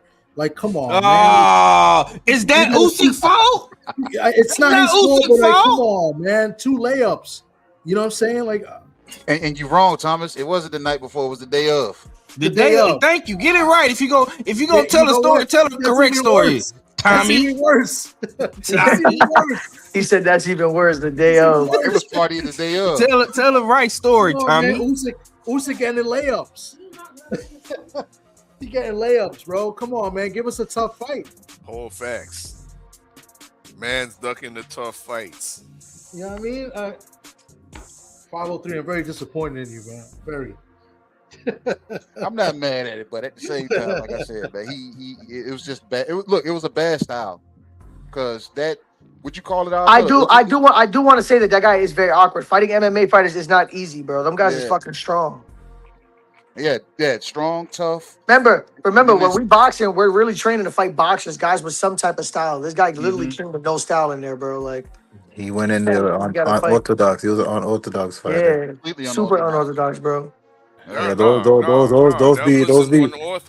be the guys that they give you the hardest fights, bro. To be honest, those awkward looking guys are always the guys that are gonna. Hell yeah, I could beat a guy that knows how to throw a good jab, bro. But now, how about a guy that throws an uppercut from across the ring, dude? Like, come on. Like, listen, y'all need to study up. You know what I mean, because that wasn't unorthodox. It wasn't much to study. What body of work did he have? They ain't never seen that prehistoric style. You know what I mean? That was some prehistoric shit that y'all ain't never seen before. You know what I mean? Bro, that dude throws more random punches at him than my grandma throws at me. I'm telling you, that was straight out the cave. I'm telling you, bro. Straight out the cave with it. Yeah, prehistoric, you know what I mean? Ooga booga style. He said the Ooga booga style. Hey guys, I don't want to change the subject because I think Ofacio has to go, and I'm not sure about Maelo, but I wanted to bring this up. Ofacio, you brought it up. Maelo, I want you to touch up on it. I saw it, and I just want people to want you guys to touch up on it. how did you think Xander looked today? Seriously, because I'm really Bro. worried for the end of this fight. He did not, in my opinion, he didn't look good at all today. He looked to me like a drained fighter. He looks to me like he's super tired. He did not want to be there, and he looked very annoyed. That's how I get when I'm losing weight like that. So I don't know, bro. He didn't look good to me. I want to see how he looks the day of the weigh-in, because usually the zone has the morning weigh-in and then the public one. I want to see how he looks for the public. Well, I mean, it could be exhausting. Having so much people around you, the media, constant question. You probably getting the same question, and you have to constantly repeat the same answer back to back. So that could be a little overwhelming and annoying, especially when you're cutting weight. What you want to do is just be relaxing and avoid any type of media confrontation. But that comes with boxing, so it could be a little exhausting. Dealing with that. Yeah, but also while he's you're also in a cutting room weight. with people that everybody's counting him out, thinking he's gonna lose too. To be honest, they're asking him questions in favor of Javon Ennis. So I don't know. Yeah, That was crazy, bro. that was crazy. Hey, It's- but it's- everybody's here. I think we got somebody backstage, and you know what I'm saying. Our fella knows this guy well. Marky Dan. What's good? Salutes. Before Marky goes, congratulations, Marky. Maelo. Maelo, congratulations, Ecuador beat Germany today. So you know. Yeah, man. I see. Damn, I can't hear you. Pause. Oh, Mac got to be hype right now. Then I'm about to call Mac. Ecuador beat Germany? Or Yeah, Oh, yeah, I saw that. I was at the bar Ecuadorian. earlier. I saw that. Yeah, man. So is We Mac. took some real nuts. Oh, Mac too. Okay. Mac is too. So I'm about to call him. Actually, he's about to be hyped. Damn. He's probably watching the game. That's why he didn't answer. Yeah, they beat him 2-1. Yeah. Yo, guys, but I'm about to get out of here because I have to get my sister ready for tomorrow, her graduation. I appreciate you guys for the opportunity. We appreciate you, bro. Hell yeah, Appreciate guys. you, Thank guys bro. so much. Bye. Enjoy it, guys. Enjoy. Yeah, bro. See you all Later, guys. Saturday, Pasio. Yes, sir. I'll see you then. All right. Later. 15-0 lightweight contender Facio Falcone Jr. Sniper gang in the building. You know what I mean? Salute to him.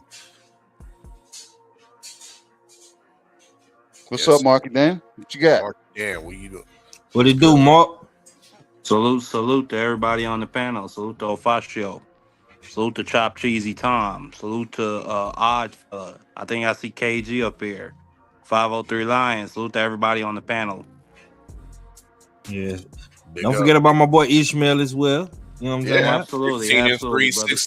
16-3, 12 KO. Middleweight Yes, sir. contender. Middleweight contender. Ishmael Villarreal, Marky Dan. I mean, Hey, I hope to see more of Mr. Ishmael beating folks half to death, putting them to bed, yeah, or just getting wins in general. I hope to see the guy keep rising. Salute to you. that's what's up. That's what's up. You hungry, man? Eat, man. What you want to eat? I mean, you see, Is the you menu. picking Xander Zayas, man? Come on, man. What you Nah, you Hey, got G, some put the menu back up. nah, Put the menu you back know, up, I'm bro. picking- I think Marky I'm Dan picking forgot Boots with the menu up. I'm picking Boots Ennis. No, I ain't forgot about what you call it, the meatloaf, the meatloaf for this Saturday on the menu. I ain't forgot about it. We got some new shit though. We got some new shit on the menu, Marky Dan. Well, y'all already know what I got. I got Boots Ennis. I think he gonna stop Xander Zayas somewhere around 8 to 10. Damn. I think. Xander Zayas. I already said it. He has a bit of a tendency, I think, to gas out. And then, I just heard the inside info from Chop Cheese Tom and from, I think that was Ofacio or Ishmael talking, saying he looked a little drained. That just adds to my point. And I got friendly 50s out there for whoever wants the friendly 50 bet. But what else is on the menu, nigga? What else is on the menu? We got some cold turkey, bro. I mean, we ain't want the fighters to speak on some of these promotional menus or promotional topics, but yeah, we got some cold turkey on the menu. If you want to go on that, it is a allusion to his exit to outside the game. You know what I mean? If you want to cook on what he's done for the game in recent history, you know what I mean? Bringing all the promotional groups together, promotional teams together and whatnot, the big cards, the big spectacles that he successfully put on. We also got a shot of sweet tea on the menu. You know what I mean? Of course, Tank Davis has officially. Grease Boy. Yeah, Grease Boy has officially putting in some work over there in David Benavidez Senior's camp. You know what I mean? And he's looking like he's putting in some serious work. But some of the brothers feel like they ain't buying in. They think Tank is selling out for going over there to a top Mexican trainer, David. Well, what I'll just say about Grease Boy, I don't fuck with the Benavidez, or however you want to say their names, or just specific. I don't know about Jose Senior. I'm just talking about David. He is real good friends with Ryan Garcia. A guy who says he wishes he could be a member of the KKK. He said he hates N-words. He said he wished he could dig up George Floyd and unalive him all over again. So, no, if that's your friend, so on top of the fact that... So you projecting that on Benavidez Senior, bro? Absolutely. Okay. Would you be friends with somebody who's saying stuff like that? No. Exactly my point. Like, I love chopped cheese Tom to death, but if he was Mexicans stick together, man.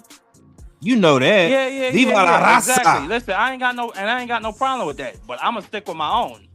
And listen, if Tank Davis decides that those are his people, God bless him. I wasn't messing with Grease Boy from the beginning anyway. I never liked that guy, to be honest. Who really is his people? Because every time I look up, I see on these interviews Coach Kenny and Coach Cal running their mouths. So who really is his people for real? I don't know. He fired the black trainers, and he went and got some south of the border help. And God bless him in those pursuits. Whoa. We can't do that. We can't be inaccurate. See, Marky Dan always goes, he take it too far, bro. I think it's took it too far. Benavidez Senior's camp is inside the United States of America. You know what I mean. Come on, you know what I mean. And I lived in Phoenix, so yeah, it's in the United States. Yeah, man, you go too far, Marky. He got some trainers that are of Mexican descent. That's all I mean. And ain't no problem if you want to get some. If you get a trainer that's of Mexican descent, you got some really good ones. But just do you have a problem with diversity, Marky? Absolutely not. Nah, absolutely he not. The fact that he friends with, you know what I mean, Riri. I don't got. I like what's the name of that boy? Excuse me, that man, Ishmael Salas. I like him.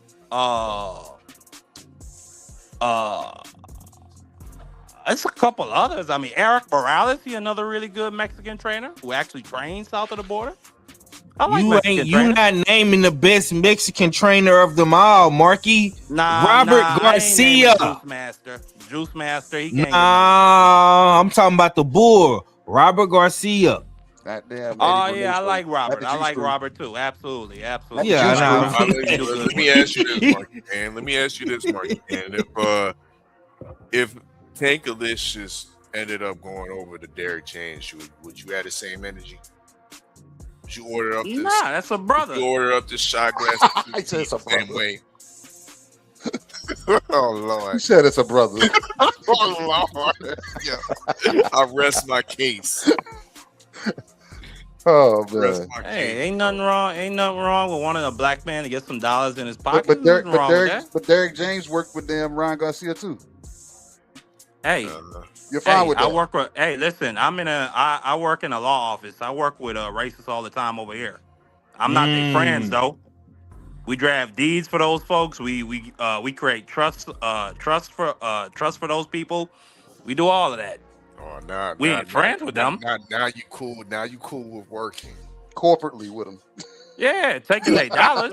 Not being I talk crazy as hell. Taking it and having my kids take pictures with them. Hell no. You talk crazy as hell, but I work side by side with them. Stop it. Hey, get some help. Greed is good. That's what I was told all my life. Capitalism at its finest, KG. That's what it sounds like to me. Absolutely. Greed is good. Never forget it, baby. Oh man. What you got on cold turkey? I mean, Turkey, Al-Sheikh. I heard some really tragic news that he's going through a health situation where it sounds to me like he might be suffering from dementia, which I think is a shame. Well, you know what? Not really a shame. I don't really fuck with the Saudis. I think they're a bunch of despots. You know, they abuse their people. They kill journalists. I don't really fuck with them that much. But Turkey, Mr. Cold Turkey, respectfully, I love what he's done for the boxing game. He gave us a lot of great fights. You know, Tyson Fury versus Usyk, that's one of the greatest experiences of my entire life. Like that. No, the Eagles winning the Super Bowl and then watching Usyk put hands on Tyson Fury in that first fight. It's like that's like 1 and 2 to me. It's like it was just so amazing. I wish I had a camera on me because I thought Usyk was gonna get stopped. And then Usyk came back and had this man hurt, wobbling around the ring. My mother was watching it. She hates Tyson Fury. She was screaming for Usyk. Like, I've never heard my mother say some of those words. The way how she was cussing and cheering for that white man to put hands on Tyson Fury. It was beautiful. And then all the other great fights, man. Yeah. Yeah. Like then we got Abdullah Mason. His first title fight, he gave us Devin Haney versus Brian Norman. He gave us Canelo Bud. Gave us a whole other smattering of fights. You know what I'm saying? So I just tip my hat to Cold Turkey, you know? And I am Captain Zufa, Chop Cheese Tom, aka Pastrami on Rye Boy Tom. He knows this. I love Zufa. But more than that, I love the UFC. I love the model of the UFC.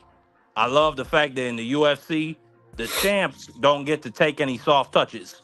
You got to fight one of the top 3, top 5 contenders in your division. You have to. And to even get a shot at the champ, you got to earn it. You can't just have like some good political or promotional backings to get a shot at the champ. So I would love for that type of model to come to boxing. At the same time, I'd also love, you know, for the fighters to become one collective, just like what we see in other sports leagues with their unions, so that they can make sure that they are compensated handsomely for their services and that they don't get abused and extorted. You know what I'm saying? And that they don't have to go through a 20, 30-year process of what you're seeing with the UFC fighters now. They're finally getting their protections because of the antitrust lawsuits. The one that just got settled and the one that's going to be settled probably in the near future. Unless from what I heard, I just saw a report from the Wall Street Journal that Donald Trump's DOJ is actually trying to quash antitrust lawsuits. So, I don't know. Dana White may get away with that one too. But, hey, we're going to see what happens. But, overall, Turkey, I feel like he's good for the boxing game. I don't think he's good for the old establishment of boxing. I understand why they hate him. Like, he's coming in to destroy their whole model. So, of course, they want him gone as soon as possible. But, hey, I love the Turk, man. I love him.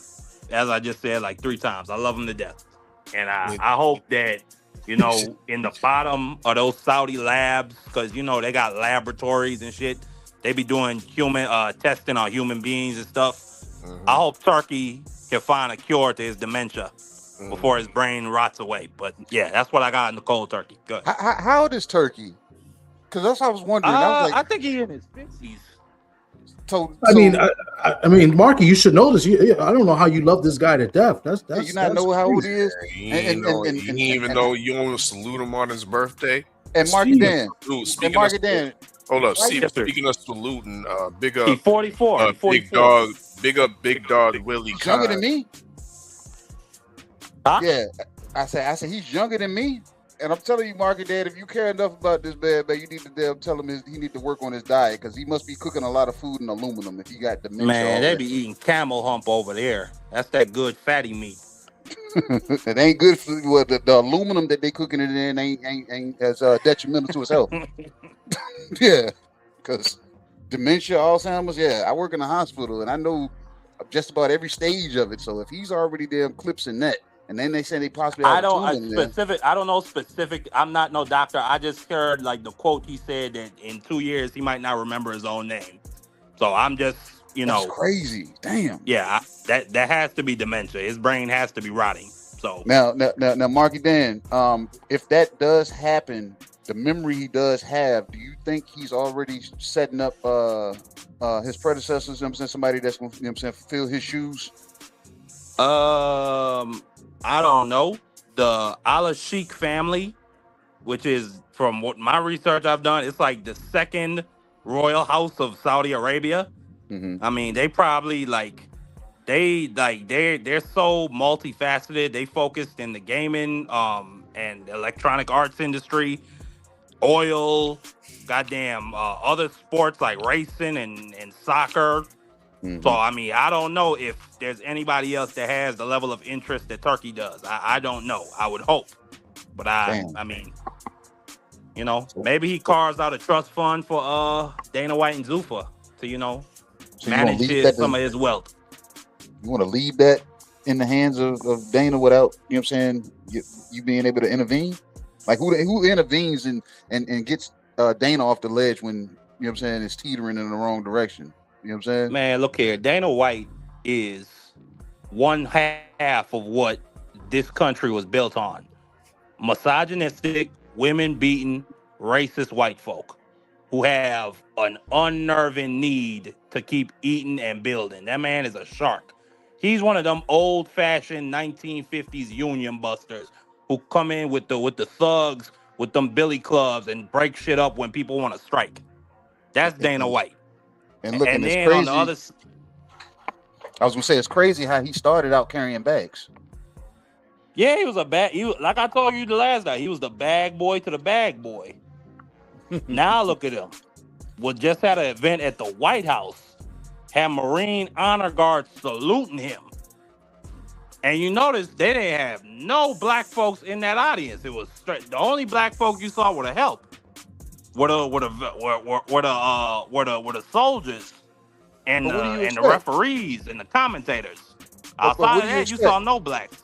But what do you expect, Marky? You expect black people to be in the stands so somebody like you can point them out and say, look at this Uncle Tom or this damn Sambo in the damn crowd. You know what I'm saying? Because people, you're going to do that.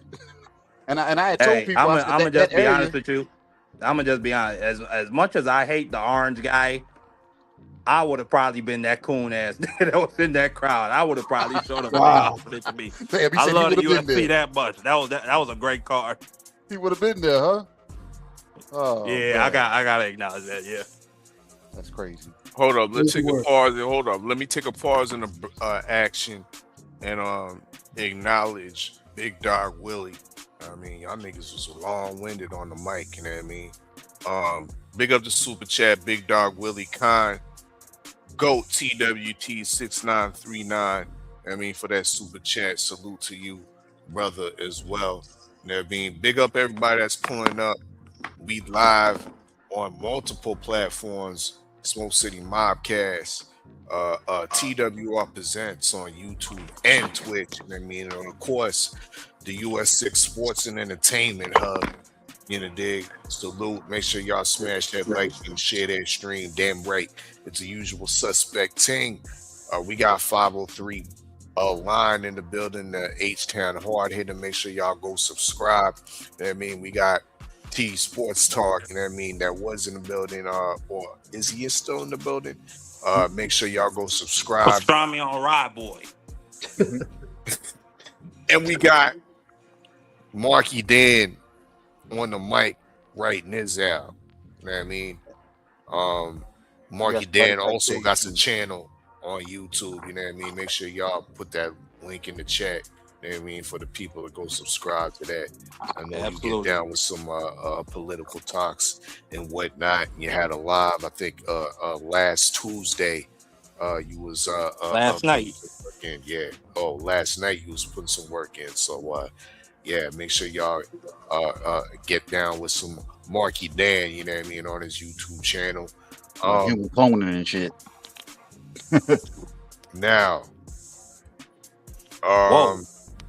Nobody ain't ordered the promotional platter, KG. Yeah, I know, because you know what I'm saying, because they want me to stay quiet. That's all. But it's What's fine. the promotional platter? What's the promotional platter? Oh, I'll let you know what the promotional platter. It's a smorgasbord of different finger foods, Marky. And we got some Matchroom matzo sticks. You know what I mean? You don't see how long that cheese pull is. You know what I mean? That's that Does it government have cheese. does it have a little bit of cheese pull, some longevity, or just the cheese just cut off quick? You know what I mean? With Matchroom. We also got some Ring Magazine onion rings on that platter. Some Zulfa seasoned fries. I know this will be to your liking. It we'll serve it with some ranch or some ketchup. I mean, it to you, or some chipotle if you like chipotle sauce. You know what I mean? But yeah, the Zulfa seasoned fries will be on the platter. We also got some MVP wings, some DHP calamari. I mean, Fucking damn celery and carrots. And some top ranked tater tots on the platter.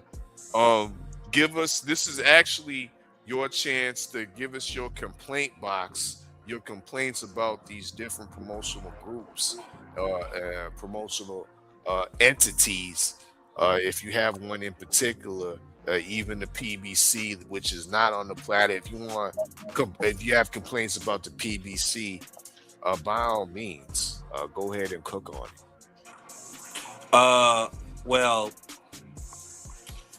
I mean, there's so much I could say. Like, it would just be a complaint about the industry in general. But, Top Rank. I mean, what do I even say about Top Rank? Like, this card they doing, like, this is the first card since Keyshawn had his fight in Norfolk? This is the first card they did since Keyshawn, right? Yeah, it was like a month ago. No. I think their first card of the year was probably Xander Zayas and Basparu, if I'm not mistaken. Wasn't that last year? Was it?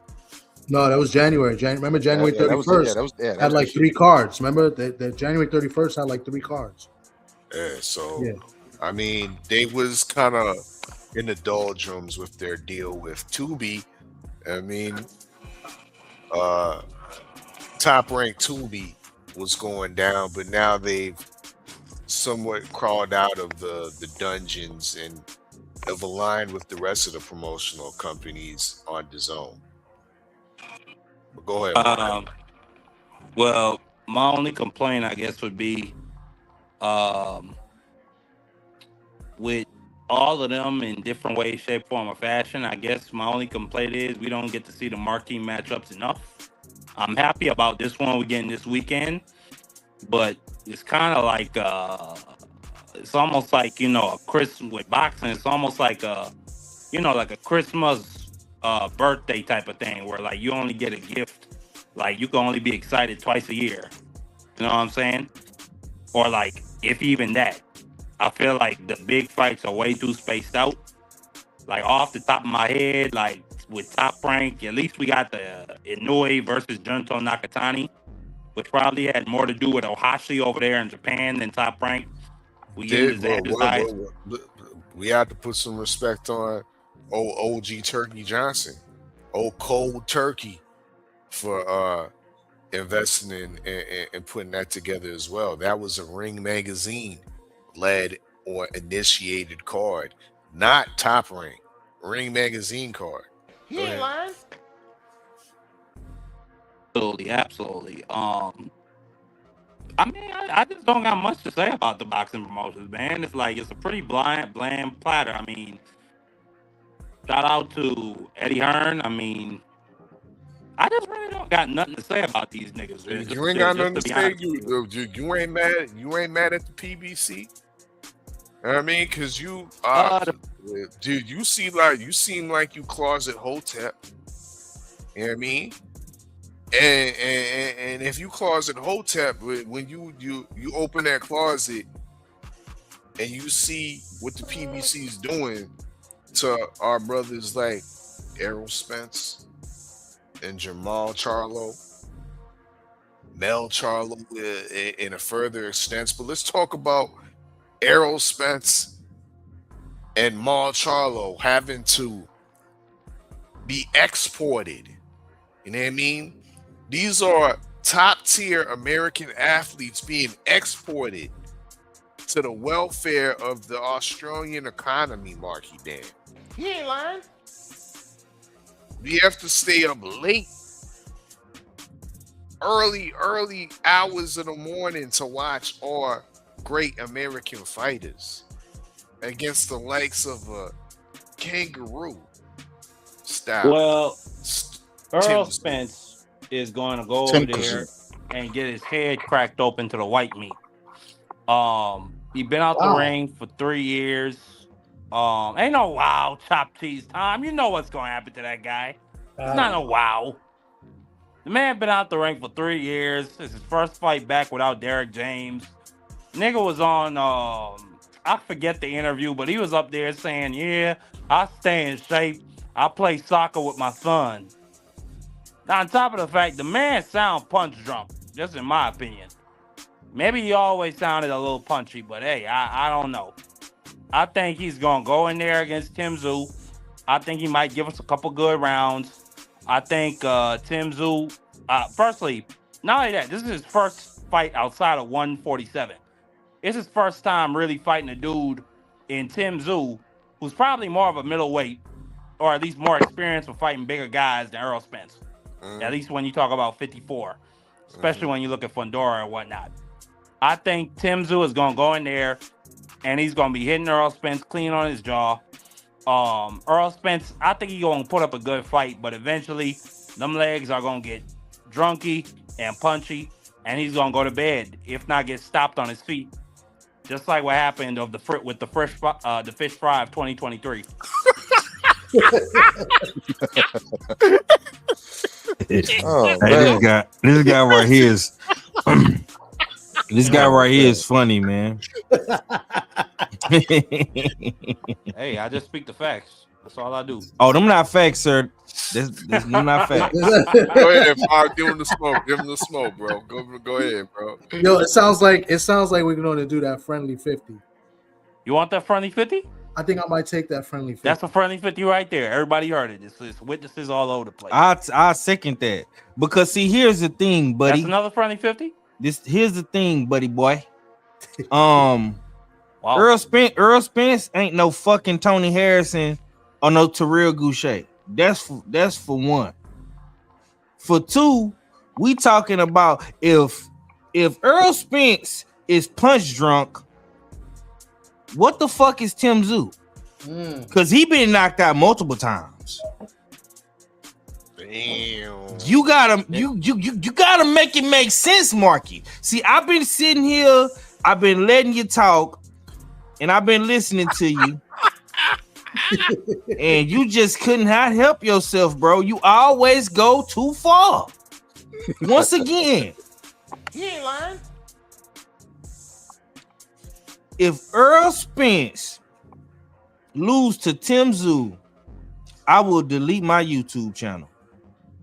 Damn. I gotta take this call. Damn. Is that on top of the friendly 50 bet 503 line? Marky Dan, please, man. When Earl Spence beat this boy, don't have me putting my people on you, man, and come look for you, bro. I just want my 50, bro. I don't want to have to come looking for you, Marky. Hey, I'll say the same thing to you. I just want my friendly 50 as well. You know, and I give you that. Tim, it ain't gonna be friendly if I gotta come looking for you, Marky. Well, it ain't gonna be friendly. I live on an island. It's gonna be some fire. I live on an island, so I'm gonna be all right. But what I just say, you live on an island. Yeah, Manhattan. Absolutely. Nigga, stop it. Absolutely. But what I just say is this: Tim Tszyu, I get that he he got viciously knocked out by the Russian, who I've said before that Russian has took some heads over there in Ukraine, Chechnya. He was deployed over there. Then he got stopped against Fundora. He went out like a punk. He quit. I give you all of that. But Tim Tszyu, I think he's fought twice since that Fundora stoppage. Fought who, Marky? Who? Now, were they against Yeah, I get that. But my whole point of what I'm about to say is he's been more active than Earl Spence.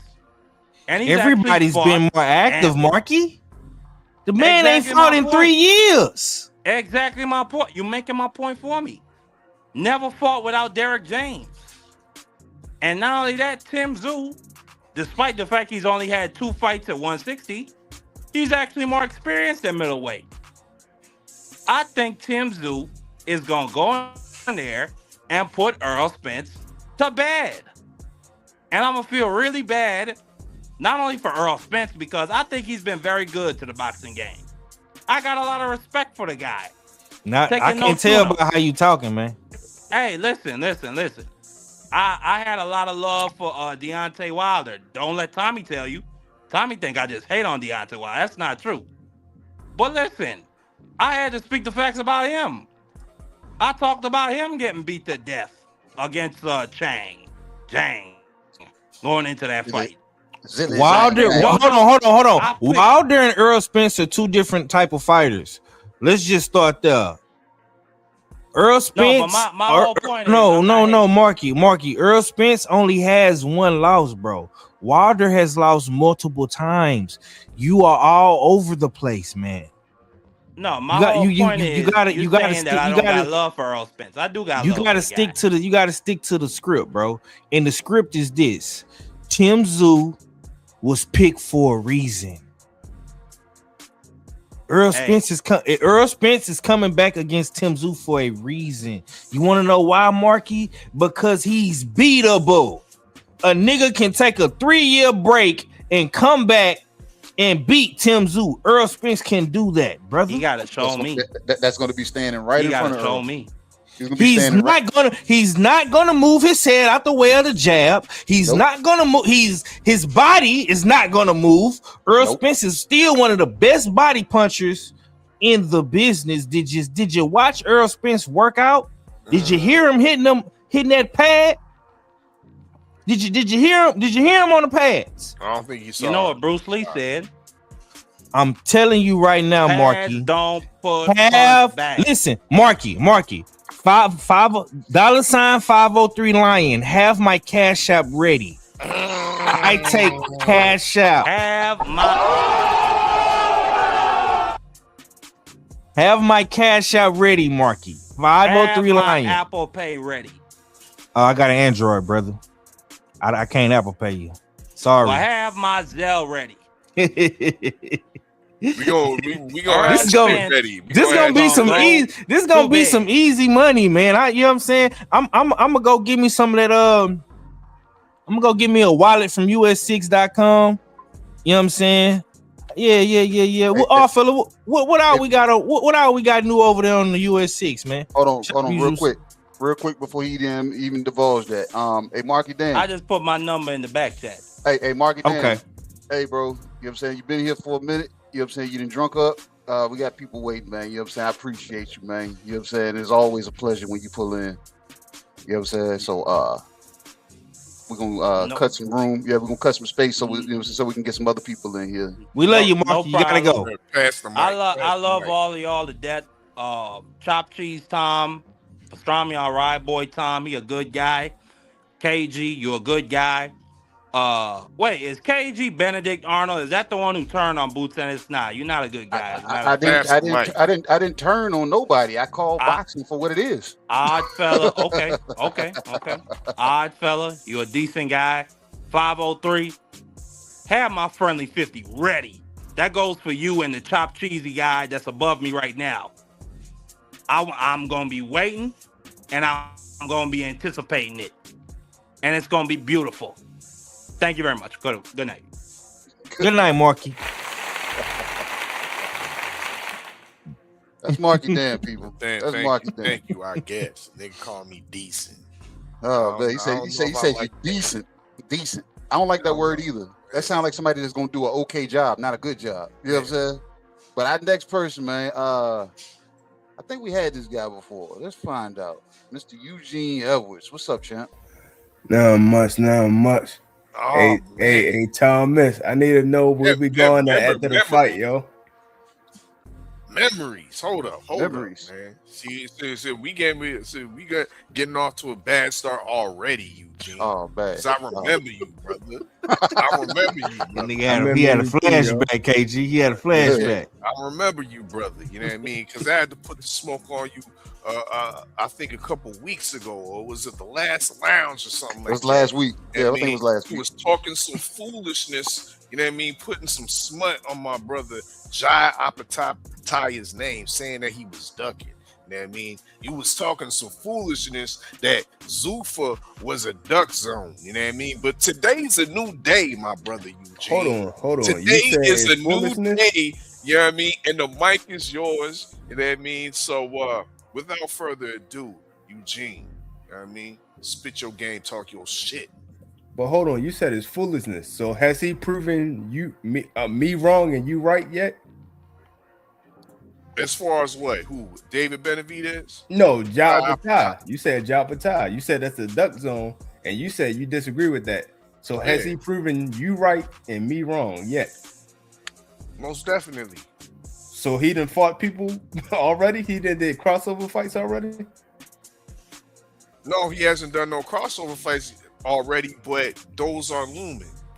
Okay, and definitely makeable. But what I've been saying consistently is that David Benavidez seems like he's the one that doesn't want these fights to cross over. Why Jai Apataya has shown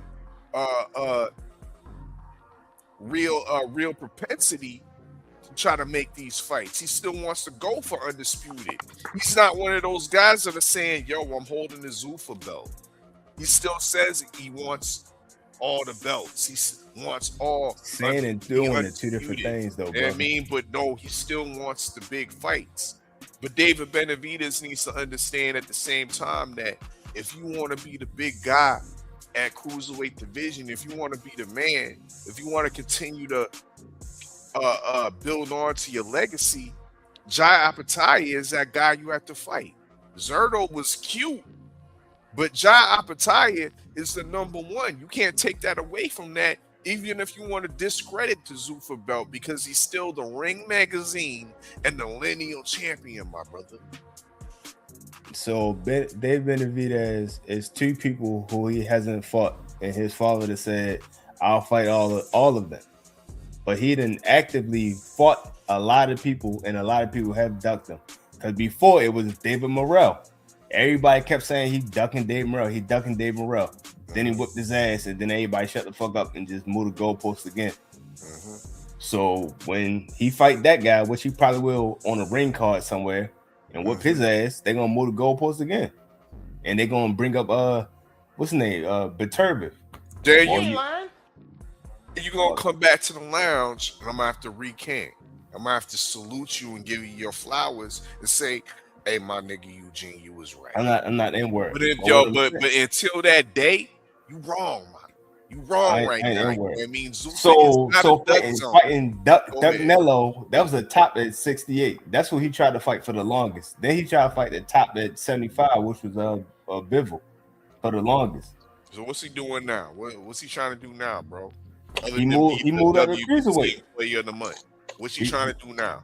He moved up to cruiserweight. He beat the number 2 guy, because the number 1 guy is Ja. He beat the number 2 guy. Oh, so you admitting the number 1 guy is Ja? Okay. No, I'm not saying Ja suck. He is the number 1 motherfucker. So whoa, hold on. I take that back.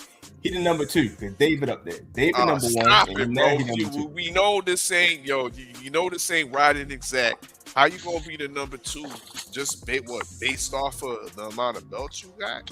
No, because he beat the number 2 guy. And once he beat that guy, the way he beat him, he leapfrogged the number 1 guy and became number 1. It doesn't work like that, my brother. Based on that performance, because people were saying Zudo and Ja, they was like, yeah, that might be a 50-50 fight. That might be 50, and he destroyed that motherfucker. Your argument is null and void when I once again bring in and reiterate the fact that he's the lineal champion. He's the Ring Magazine champion. He's the man. He's sitting on the throne. David Benavidez don't get to sit on the throne because you come up and beat Zerto, bro. I mean, but it does have a better resume, though. Who? At David cruiserweight? Benavidez. No, At just cruiserweight? overall resume. His overall resume. And then we can argue the same fact, saying that there's a lot of guys that at cruiserweight that been ducking job, so he hasn't had the opportunity to bolster his resume the same way that David Benavidez has been able to bolster his resume. Being on a promotional entity like PBC, he was afforded with fights with, once again, you said David Morrell. He was afforded fights when Boo Boo Andrade was on a promotion. I mean, that was a signature win for him.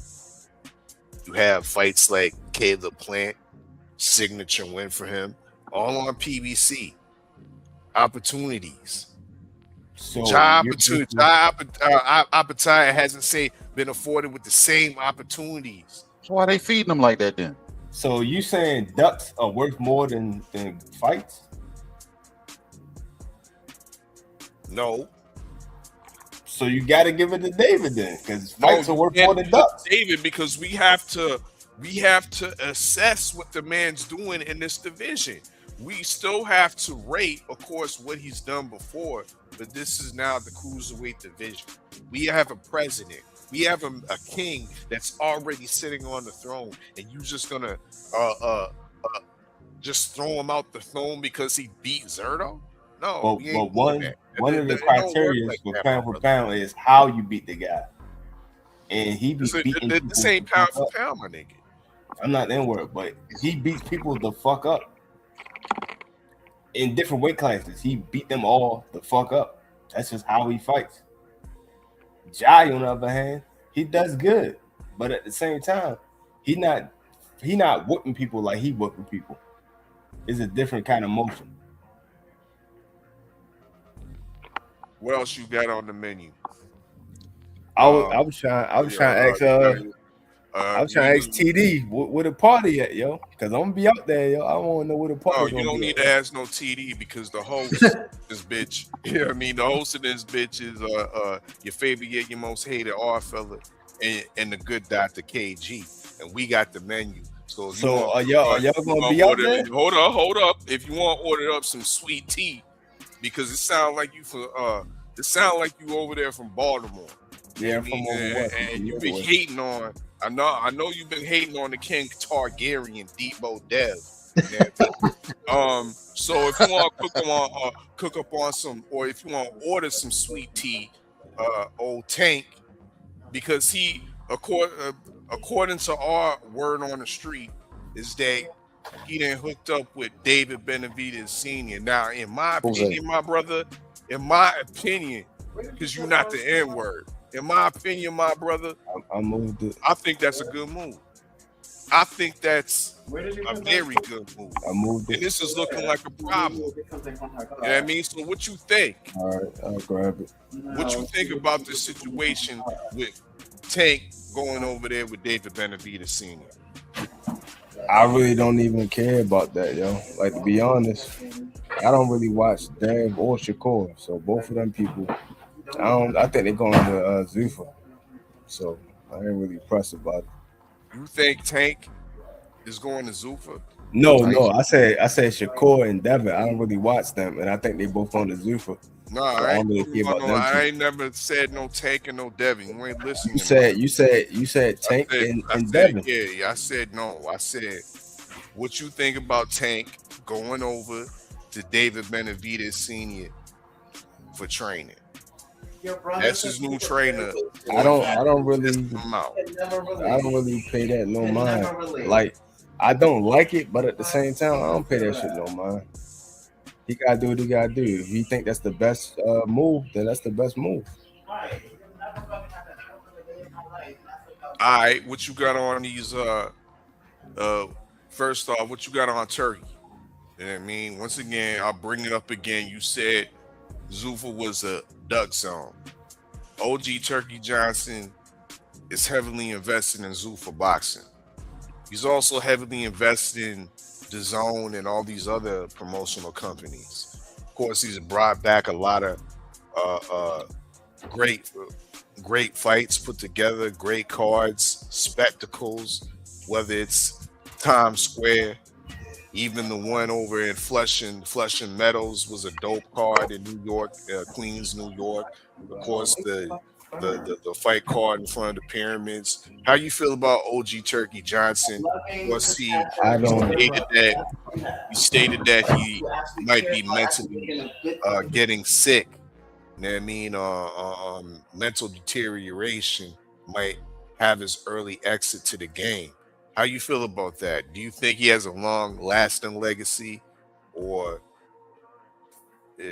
you don't care about that neither? What's up? No, not really. Like, to be honest, he's more of a boxing fan, but he never really studied boxing, so he don't know how to like make good fights. He put together top names, but to be honest, he did the same thing with Live Golf, and you see how that turned out. So I don't think he's doing the right thing with boxing. I think he's a lot of money out there. He's not getting the feedback. Well, not the feedback. He's not getting a good investment ROI. So he just now he forgetting what the fuck he done already did, and now he about to be out the game in like 3 years. He forget what he already did. Your asshole, bro. That's what he said. Is that not what he said? He said, "Yo, 27, 28, the way you worded it. I'm not gonna remember none of this shit." The way you worded it, man. Too much. Oh man, I got you though. But man, hey, you got anything else as far as Deb Eugene, man? Because I think we getting real close to them. Last call. Yeah. I wanted to just say, before I keep saying I got Boots in 3, and a lot of people like, oh, you hating on Xander. I'm like, I'm not hating on him. I just think. And Boots said it too on some interview. I think Seconds Out. He was saying this guy has a lot of holes, which I think he does has a lot of holes. And I think based on them holes that he have, he can capitalize on it. But again, I still think that he's the second best in the division. A lot of people say Fundora, but Fundora ducked Xander, so he can't be better if he ducked him. Just like a lot of people, I think Virgil is number 1 on the ring. And he ducked Boots in 4K. So he can't be number 1 if he ducking the guy. He ducking him for a reason. You get what I'm saying? So we ain't gonna put no respect on the resume no more. What, on Xander resume? No, Fundura resume. He done beat I mean twice. But I'll put it like this. A lot of these fights are PBC fights. One time.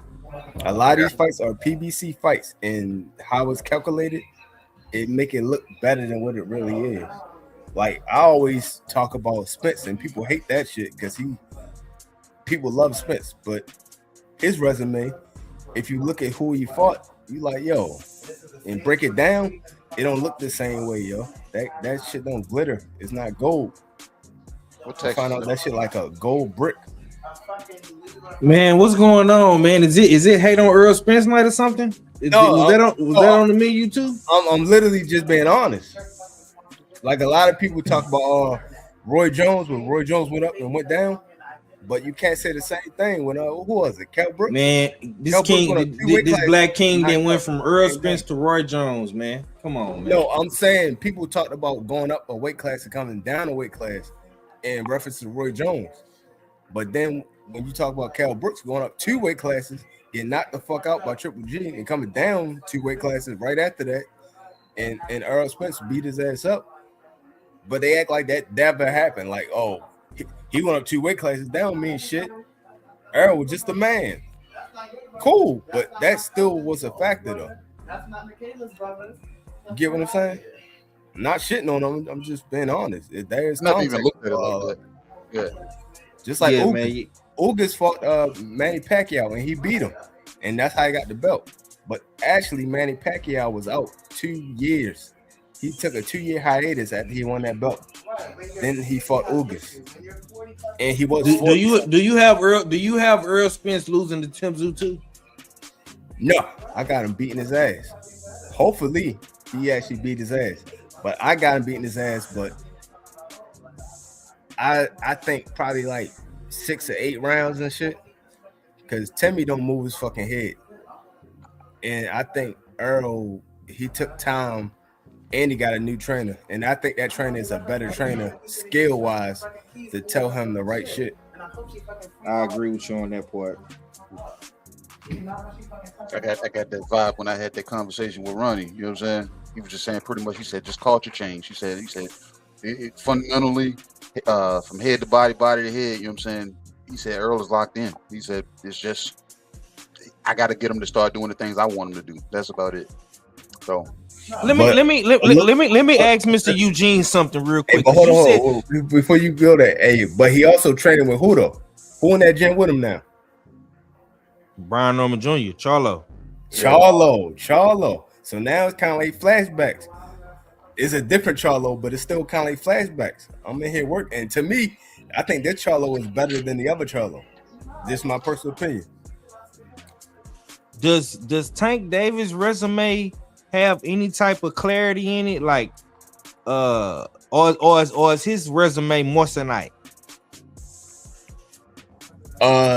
His resume is actually a better resume than a lot of people think. A lot of people shit on him for not fighting who they want him to fight. But technically, if you look at it, some of the people that he fought became champions. They wasn't champions. Is that not true? Lying, bro? You ain't lying. Cook. Devin Haney. Go ahead and cook. Don't let these niggas bother you, Devin bro. Haney list.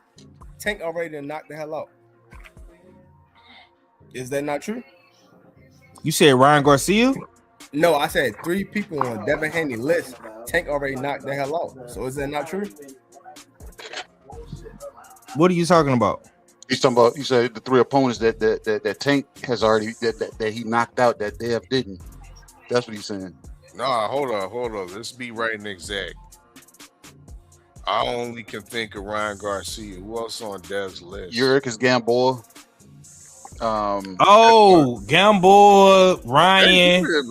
Gamboa was on Dev's list. Come on. And Devin Haney list had Rolly on there. It had Rolly. Okay, right. Rolly too. So that's right there. But Barao is how you pronounce the name? I forgot. Barrios. And Ryan. The Barrios was on that list. No, it was Gamboa, Ryan, and Rolly. Gamboa was on the hit list, KG. Stop it, bro. He was on the hit list? Barrios was only on the hit list because he had a belt. Hold on, but why was Gamboa on the hit list when he was already hit? I think what Eugene was trying to say was Barrios, the people that was on the hit list, Tank already knocked out. He got 3 of them. No, he right. No, you know what I mean? I just had to validate that. You know what I mean? Yeah, he got a point. He got a point. A verification check. You know what I mean? He got a point. You know fight by fight, Rolly Romero, Ryan Garcia, and Mario's Barrios. He got a point. Go ahead. Eugene. There are more people though. I'm just saying, just those 3. Continue. But they still were more people that he beat though. He still beat Pitbull. He still beat Frank Martin. He still well, that wasn't a beat. That was a draw with Roach.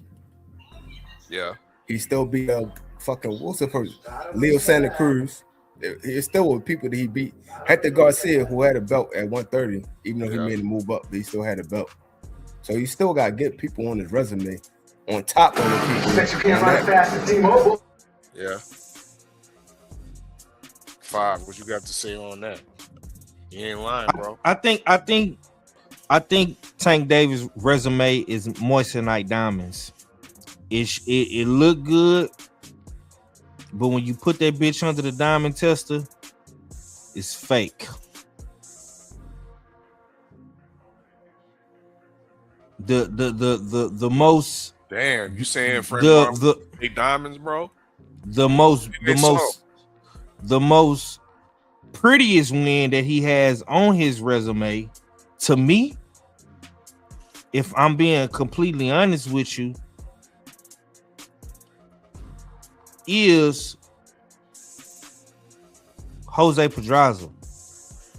And that's Young Tank. That's Young Tank. I can't say Frank Martin because Frank Martin didn't accomplish anything. I can't say Ryan Garcia because Ryan Garcia was not the Ryan Garcia we see today. He was drained. This was a weight drain Ryan Garcia, so I can't say Ryan Garcia.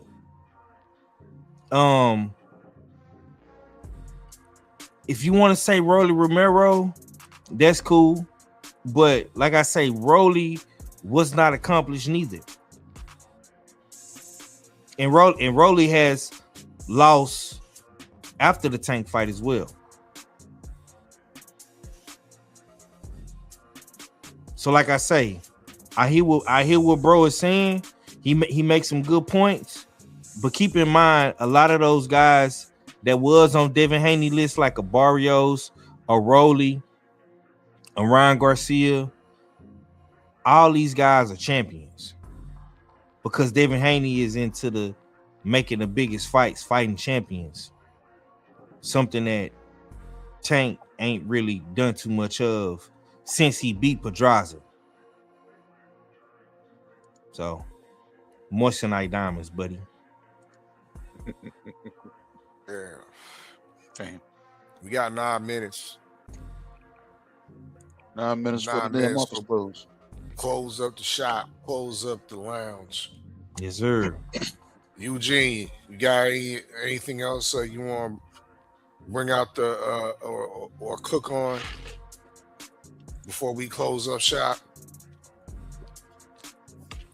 We was talking about Usyk, and my take is that if he retires, which they're alluding to, this is coming straight from Usyk's camp. If he retires, I low-key call that a duck that he's not fighting Adjit Kabayel. What's your opinion on the heavyweight division, and what's your opinion on Alexander Usyk potentially avoiding Adjit Kabayel and retiring? Go ahead.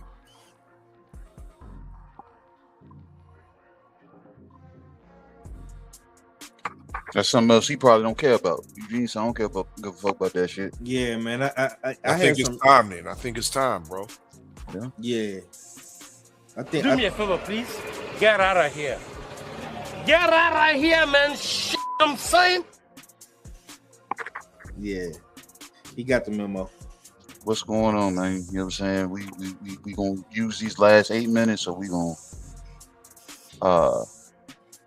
bid the people adieu and have 503 let us know when the next damn Talk Heavy Tuesday is coming, and if you're gonna let us know who the guest is, and when Trill Thursday is coming back, and Usual Suspect Sundays, and all the fun stuff. The fun stuff. You know what I'm saying? When is it coming back, Five? When we gonna see you guys? Yeah, we'll be back. We'll be back, man. I wanted to do this collab with y'all, man. I've been wanting to come on the show and just rock out with y'all and just feel the format of it, feel the vibe. It was good energy. You know what I'm saying? Usual Suspect Sunday will be this Sunday, and we'll get back into the rotation next week. You know what I'm saying? Yeah, man, we're just gonna talk boxing. You know, we gotta bring back the real boxing talk. We gotta talk boxing. Mm-hmm. You know what I'm saying? I'm tired of having these conversations and listening to these conversations where it's very, very non-boxing related. You know what I'm saying? A lot of times people just want to talk about the trending topic or talk about somebody's personal life. You know, we got to get back to the essence of real boxing talk, like matchups, skills, you know what I'm saying, potential fights, future fights, fights that are happening, you know what I'm saying, that's coming up. You know, because like this it's very unfortunate, right? Because you guys kind of did it in a funny way, but it's no way that you have a guy like Boost Ennis, who has been getting bashed, by the way. He's been getting bashed. People called him a duck. They say he ducked Brian Norman Jr. People said that he ducked Devin Haney. He didn't fight nobody.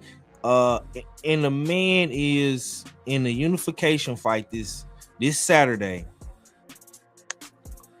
Possibly one of the best fights of 2026 thus far. And he's not getting any credit.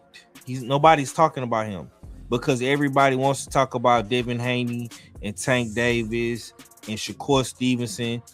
And we don't even know when these niggas is fighting. But we got Boots in this. You ain't lying. We got Boots and Xander this weekend. And when I say future fights, I'm saying fights that are already locked in with a date. So Boots Ennis got a date in this Saturday, man. Let's get back to talking some real boxing, man. Because all this Devin Haney, I'm getting tired of the Devin Haney talk. He ain't fought nobody in damn near 7 months, 8 months. Tank been out the ring for a year. I just want to get back to real boxing discussions, man. That's it.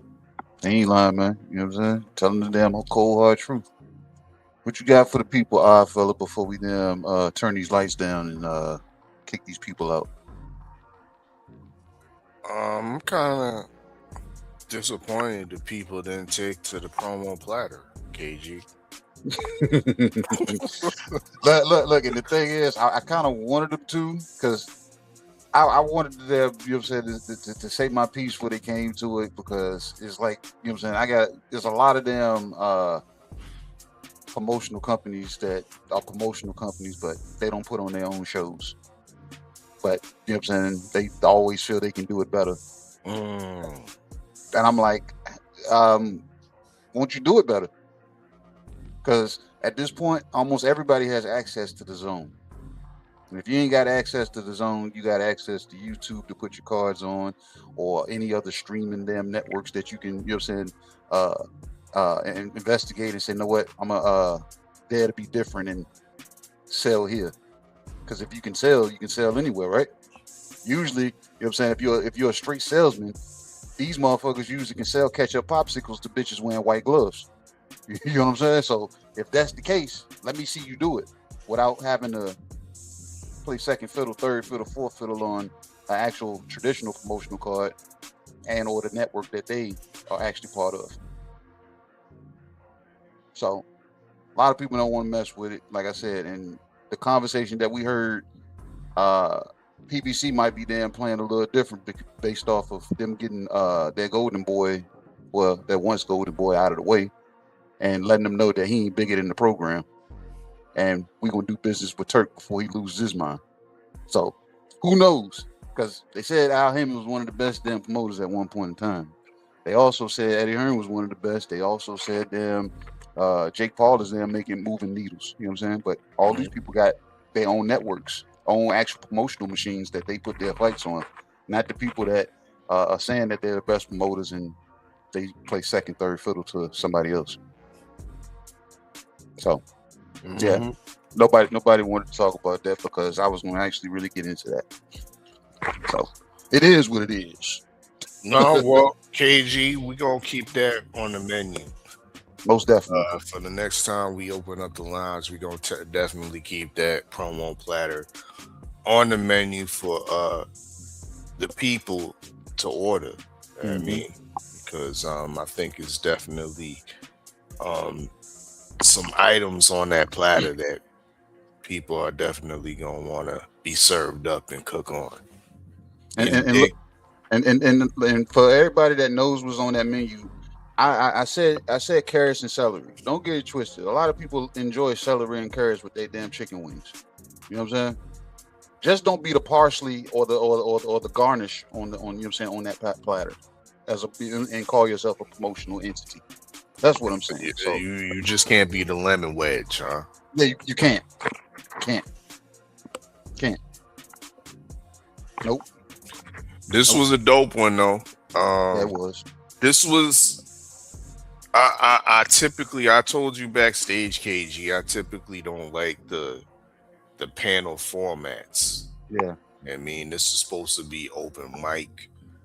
And the way a real open mic goes down is that you have your host, you know what I mean, which was of course me, KG, and 503, and you have your participant, one mic, you know what I mean? Because when you bring two mics into the equation, it's a show. Yeah. And everybody talking over each other. And then niggas are tripping over the chords, the mic chords and whatnot when they're going back and forth on stage and whatnot. But this was a show, ladies and gentlemen. Salute to the sniper, Afacio Falcone, for pulling up, giving us his insight. You know what I mean? Of course, he's coming off of a great victory. Frankie Sanchez improving to 15-0 in a lightweight division. So he's looking at, well, he's championship minded, no pun intended. Salute to the championship minded promotions. That's right. And salute to Ishmael Villarreal, middleweight contender.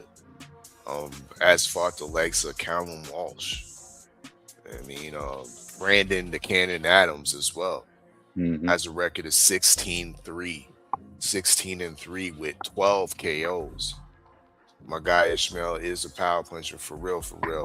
I'm on a 3-fight winning streak, so definitely be on the lookout for Ishmael Villarreal. Salute for him for pulling up. Big up TD Sports Talk. You know what I mean? The season 2 crystal ball holder. You know what I mean? For lining these fighters up to pull up at the lounge in a dig. Always gotta salute. And gotta salute everybody that pulled up in the chat. You know what I mean? Everybody that pulled up backstage and we didn't get to, particularly the queen. Yes, indeed, boxing, Shawala Ya. You know what I mean? Apologies for not being able to get you on stage. You know what I mean? Next time we open up the mic, and if you in the building, you got first dibs on the mic, my queen. You know what I mean? You got first dibs on the mic, you know what I mean? Because we need to hear what you spitting. You know what I mean? You low key, you know who my queen, yes indeed, boxing reminds me of in comparison to the rap game. Who's that? Do you remember Muhammad Dia? Yeah. True honey bun on that. You know what I mean? Yo, Muhammad Dia low key was one of the greatest female rappers, you know what I mean, out there of all time. ATG type shit. You know what I mean? And that's how I feel about yes indeed boxing when she breaks down this boxing shit. You know what I mean? She got those bars, she can spit her boxing game, spit that shit. You know what I mean? So yeah, you got first dibs when we open up the mic next time, because I believe you was backstage, but you know, she was the stage was full. Yeah, and I had quite a few people back there. So man. Yeah, man. Like 503 said, you know what I'm saying, and your favorite yet most hated, you know what I'm saying, my boy Oddfather. This was a damn good show. Like, it was the lounge, but at the same time it turned into, you know what I'm saying, an actual show. So shout out to everybody that pulled up, you know what I'm saying, stayed for a while, you know what I'm saying, stayed for a long time, or they dipped out and told people to come back, because I've watched these numbers jump up and down. So it's appreciated, especially to those that stayed. I'm not apologizing, but shout out to the people that was backstage. You know what I'm saying? Try again next time. You know what I'm saying? Sometimes, you know what I'm saying, when the club gets cracking like that and that shit get lit, everybody can't get in. You know what I'm saying? And that's how it is sometimes. You just can't get in. You know what I'm saying? Just don't throw rocks at the damn club up from the outside. Just you ain't even had to pay a fare because the drinks was free. You know what I'm saying? The food was just gonna cost you once you got inside. So next time, everybody that pulled up backstage, I'm gonna try to get to you, but I can already predict that it's not gonna be, you know what I'm saying, on the same scale as this show, because like I said, we brought fighters in on purpose. So next time, you know what I'm saying, the mic will be officially open, and y'all will be able to come in, spit your game, talk your shit. But we're gonna go ahead and turn these lights down. My boy Mo the mixologist has dumped all the ice out. Bottle caps have been put back on the drinks. You know what I'm saying? Dana Blizzak has vacuum sealed whatever necessary food he needed to. You know what I'm saying? It's been put in the storage, proper storage. Hold on. Take that stanky ass cabbage with you. Hold on. Before we take the and discarded the stanky ass rancid fermented cabbage, sour cabbage. We're gonna have to retire that Dana Blizzak name. There's another nigga running around here with that name, Dana Blizzak. What? Show me that man. Show me. I need to see him, so I, you know what I'm saying, so I can go jump in his chat and let his ass know, bro. You know what I'm saying? This shit's been stamped and copywritten, and we'll see you in court. Damn, man. Bro. He can hold that. Okay. You're your most hated. You know I got you. Okay. Boy, stay copying and pasting the 6, man. That's crazy. Yep. Often duplicated. You know what I'm saying? Often. You know what I'm saying? Never originated. It is what it is, man. Shout out to everybody that pulled up to the US6 Sports and Entertainment Hub. The lounge is officially closed, man. Good night, everybody. You know what I'm saying? To everybody pulled up.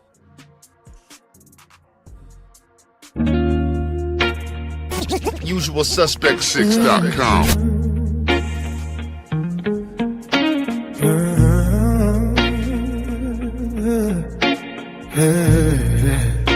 Yeah. The good Dr. KG, white coat over all black. Prescription for the truth, they allergic to the contact. Cadillac, red beltway, smoke in a dialogue. Chrome voice, street sermon, drag sparks through the catalog. I fella, aka Dana Black. Calm mind in the madness, turn the circus to a classic. Make the chaos look practice. Stay ready, mag, what go down with the room still. Wide as a lock safe, heavy as a truth pill. 503 line, Houston hunger in the bloodline. One clip, crack the code, now the timeline doing drug lines. US6, 5 fingers fold, now the fifth speak fluent. Make plain sound rich, turn pressure into movement. Boxing full of false gods, selling dreams to believers. We pull facts from the mud, wash the dirt off the receipts up. They tried to box us in, starving for attention. Now we move off grid, that's US6 comprehend.